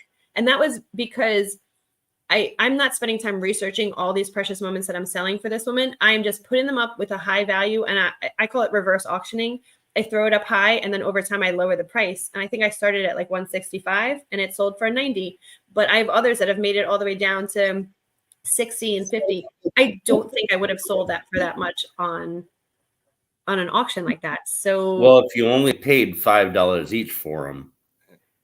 no, I know. So these I'm selling on consignment. So it's like I haven't spent anything. So I guess maybe I need to get in my own head about, like, I think Veronica actually said this the other day, sell it things that I know I'm okay. Like I do have consigners who are like, I never want to see this item ever again. If it gets donated, if it's whatever, I just don't want it. And if you can monetize it, great. If not, I don't care. So selling stuff like that. Or selling my own things. Like, I don't know. I think, Michael, you were the one I was chatting with. And when I was going to that vintage plush box that my mom gave me with the like holiday Barbie and whatever, I could give a shit. My mom has had that like in storage. I mean, I want to get money on it, but it's like that stuff. If it goes for nothing or whatever, I don't care. But just to have that experience of trying it out and then seeing, and again, not having to pay the processing fees and not having anything associated with it makes it pretty much all goes in my pocket. So that is better. Does PayPal charge for, they take a percentage? They do a small percentage. I think it's 2.5% or 3%, something like that. Yeah. 3%. Okay. But Venmo doesn't? I don't use Venmo. Yeah. So. Okay. I think if is it Square, they will let you do 90 days, no fees as new customers. Okay. Yeah. I'm pretty sure Venmo doesn't, at least they've never charged me. And Cash App, I think Cash App also doesn't have any fees. So I would prefer those two. What I like about Venmo is you can say like scan to pay, and then I can show my QR code, and then it's like encrypted and secure. So I just feel like then someone doesn't even need to know. I guess my name pops up when they then are on there, but it just seems like there's like an extra layer of protection somehow. I have a business PayPal, so I have the business MasterCard that's linked to the PayPal and everything. All the same, I have a virtual terminal. I can actually just type in a person's credit card and charge. So, yes, to process it that way. Okay. Yeah. Okay. All right. I'm excited. So this is a big night for me. I guess I should reach out to Johnny since we've become kind of friends, and I can ask him if he would be willing to let a total noob come in and just, even if I just had like, I didn't have to go multiple times, if you just give me like one segment, because it seems like he has a lot of people and I don't want to take someone else's place, but to be able to have that opportunity to just like dip my toe in the water. Yes, he has a calendar and he'll put you in for whenever there's a spot. Oh, is that how he works it? Okay. You know, if you're going to be there for the morning show in the morning, tomorrow morning, Monday, just pop in and introduce yourself to people. Yeah, I will. I do. I mean, I think I put the little notify me thing on, so I should be there tomorrow morning. It's every morning at 8 or 9, 8 o'clock. I believe so. 8 o'clock. Yeah. He just changed the time on it at 8. James, you said that you've been friends with Johnny since he started on YouTube, right? How long has he been doing his thing? Because he just seems so welcoming and like open to people, plug in people. His personality. That's just how he is. He's approachable, and that what makes him so enjoyable to watch and listen to. Yeah. He was doing advertising before that. Oh, I'll have to pick his brain. Okay. Oh yeah, he's got a story of when he used to do kind of like commercials.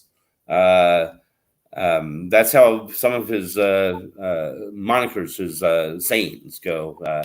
You got $1? Got $1? Let him have it. Okay. Yeah, let him have it. Oh. He did it was a giveaway for something, I think, on his old channel, where he had different people dress up like him, sound like him, trying to mimic his little scenes, and they would send it into him, and he put it together. And it was a great video. Okay.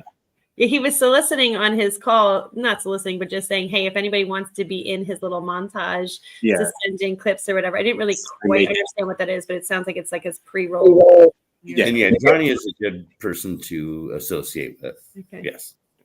Well, Patrick, I was talking with Patrick, and it was kind of similar to this. We were on I think it was that night that I did a listing night, and he stayed on with me after. We were talking like behind backstage or whatever, and he was like, "Oh, rattling off names," and he's like, "Well, you should check out this one. I know you already talked to Veronica and Glam and all this and that." And he's like, "Oh, and check out Johnny." I'm like, "Who is this Johnny person you keep talking about?" And he's like, "Oh, and he sends over the stuff." And then I saw Johnny, and I just, like you said, he seems very approachable, very welcoming, but also the people who are watching him and following him seem to be of the same ilk. Like they seem to also be very supportive of each other, yes, a little mostly, family. Yeah. And like, that's, again, that's why I'm here. Because I'm like, oh, hey guys, my own thing. Is anyone else out there? And it turns out there's many people out there, and you guys all know each other, and you take care of each other and look out for each other. So it's really refreshing. There's some asshats out there, just how everything is. Yeah, most of them. Yep. Vinos. Oh, yeah, Veronica's. Yeah. I don't know if you know, Becky, Johnny's story, but he had gotten to monetization. He had a well-functioning channel, and then a troll came in and got his channel canceled. Wait, what? He would start from the ground up again. How does that even happen, though? What do you mean? So he let somebody in to the live and didn't know them, and they said some stuff that was inappropriate, and YouTube canceled his channel. No. Even though, he cut him off right away. And was he talking about cryptocurrency? No, no. But so he had to start from scratch, and he rebuilt his channel. Yeah. Wait, so how long ago was that? Not very long ago, because I had, went down to Mexico and was watching every now and then. And it was like 6 months ago, maybe. No, longer than that. A year? Over a year. It was long? I came in this house, so probably about 2 years now. Wow. I've been at the country house for a year and a half. So, yeah. That is devastating. I can't even imagine. So, do you think, does he have the same number of subscribers? I hope. No, he has more now. Good. Yeah. And we were talking backstage, and yes, V, we know who it is. I asked. Well, I don't. So here's the story, Veronica. No. Well, no, hold on for a second. So there was somebody actually who was in. There was somebody who popped up a couple days ago. There's actually two people. So I'm a New Yorker, right? I'm from New York, so I like to think that I'm not gullible. But I'm also like, oh, I give everyone like the benefit of the doubt. Veronica, we were talking in on Glamma's Live. I'm a Scorpio. So like the thing about Scorpios is like I'm very trusting and I give everyone the benefit of the doubt. But as soon as you mess with me and as soon as you give me reason to distrust you, you can almost never get my trust back. Like once you're done, you're done. And so I hope everyone has integrity and I kind of treat everyone and greet everyone with like, okay. And then once you cross me, you're done. But with that said, I need to know who some of these people are because I am so like, oh. No, you need to make your own choice about that. No. Right. There's many I can tell you. That's one of the reasons why I kind of left this community. But yeah, no. okay. Well, so after no, we're done you have to talking, make up if you your own guys mind want to about give people. me, well, I don't want you guys to do it now, but after we're done, and Veronica, I know that you don't want to like be on camera now, but like after, if you want to come on and just be like on audio or something so we can talk candidly, mostly so you guys can protect my little innocent self and tell me who to watch out for. So if you notice when he's telling people to, join him on the lives in his chat, he'll always say, make sure you have your camera on. Yes. Know who you are. Yes. He'll let you on his lives. I did notice him say it, and I just thought that was a good policy. Meanwhile, I'm like, hey guys, you want the link? But if my channel got messed up, I'd be like, oh, okay, I'll just find those same 5 people again. V says, oh, I'll hop on that for yeah. I'll let you on. I won't be able to hear you, but I'll let you on.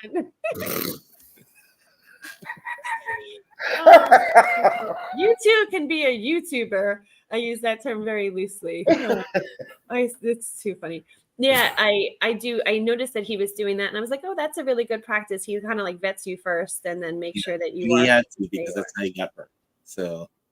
Yeah, and was it his channel? There was somebody who was a troll. No, it was this other. So I was mentioning George before from the UK. He has a friend, James, and there was a troll on his channel who was just putting all sorts of stuff. I guess I missed it because it was gone before I noticed it. And yeah, it was like, I guess people just pop up because they think that that's funny. I don't know. People have too much time on their hands. Trolls do exist. Yes. Yes, under the bridge. Luckily, in our community, we have people like, Jennifer Hayes that, is a moderator on pretty much Oh everybody's my God, she's crazy. She is quick. As soon as they pop up, they're blocked. Like, she's everywhere, number one. And what does she have? Everyone's channels like saved. She's like, and here's this one's channel, and here's this one's. And I'm like even before Veronica was on Heidi's, and she would like drop my link, and then I was like, hold on. I think a lot of it too is I watch stuff on my tablet. I have the wireless keyboard, so I can like type on my tablet, so it's like a computer, but it's definitely like YouTube doesn't have all the same functionality that it does from my desktop. So I'm just challenged. You guys can make fun of me all you want. Well, my phone is to autocorrect everything. So like if I'm saying I apostrophe M, it'll put in, I-N. Like it does its own thing. It's like it's fine. Yeah, that is why a lot of people say that they hate listing on their phones. They like to list on their computers first, but I actually prefer listing starting on my phone because I have so many keyboard shortcuts set up that I just can be like, it just imports. And I guess I could figure out how to do the keyboard shortcuts on my computer as well. I've never done that. So I feel like it's easier, copy paste. I don't know. I'm probably making my life way harder than I need to be. James, we can file that under the category of things Becky does that make her business very slow. Like another one on the checklist. Yeah. There you go. Right. Yes. Right. That list is too long, and I'm worried. I don't want Instagram to go under that little checklist, but it does seem to be in. You guys are not the first people to tell me that I need. That's a good business. Yeah. It's a good. Well, you're just a little bit OCD, and you just need some guidance. I'm not. It's not OCD. It's more like scatterbrained. Yeah. Yeah, not a checklist, but a flow chart. That's what. Right. A flow diagram, Venn diagram, flow chart. If then go to, yes. Yeah. Whatever. We'll go with that. All right, guys. Well, I have a cold, and I'm gonna head out of here. So. Michael, can you stay on for 2 minutes, and I will. Veronica, do you want to come on with your screen off, and you guys can just talk to me like? Well, she was waiting until you ended the StreamYard, so it's not off live. camera. Right. Yeah. So okay. So hold on. So what do? I just click end stream. Yeah. Or drop the link into the chat for her. Hold on. And then click end stream. So then we'll go off live, and then you guys can like tell me who the creepers are and who to watch out for. Okay. Let's all get nice goodbye to the people of YouTube who are out there. And thank you guys for coming on. This little chat, this impromptu chat has been very impactful for my business. And one of the things I've been really surprised with is like the go give mentality, where like you guys have been doing this for a while and you're willing to give me advice and share, and you're not doing it from a place of fear that like if I have success for our conversation, it's not going to hold you back somehow. And that's just wonderful. Like everyone should share the love. It will just make everyone better. So thank you for the chat, and thank you for coming on. I will end the stream, and I'll talk to you in a minute. Adios. Annyeonghaseyo. Jomeneo.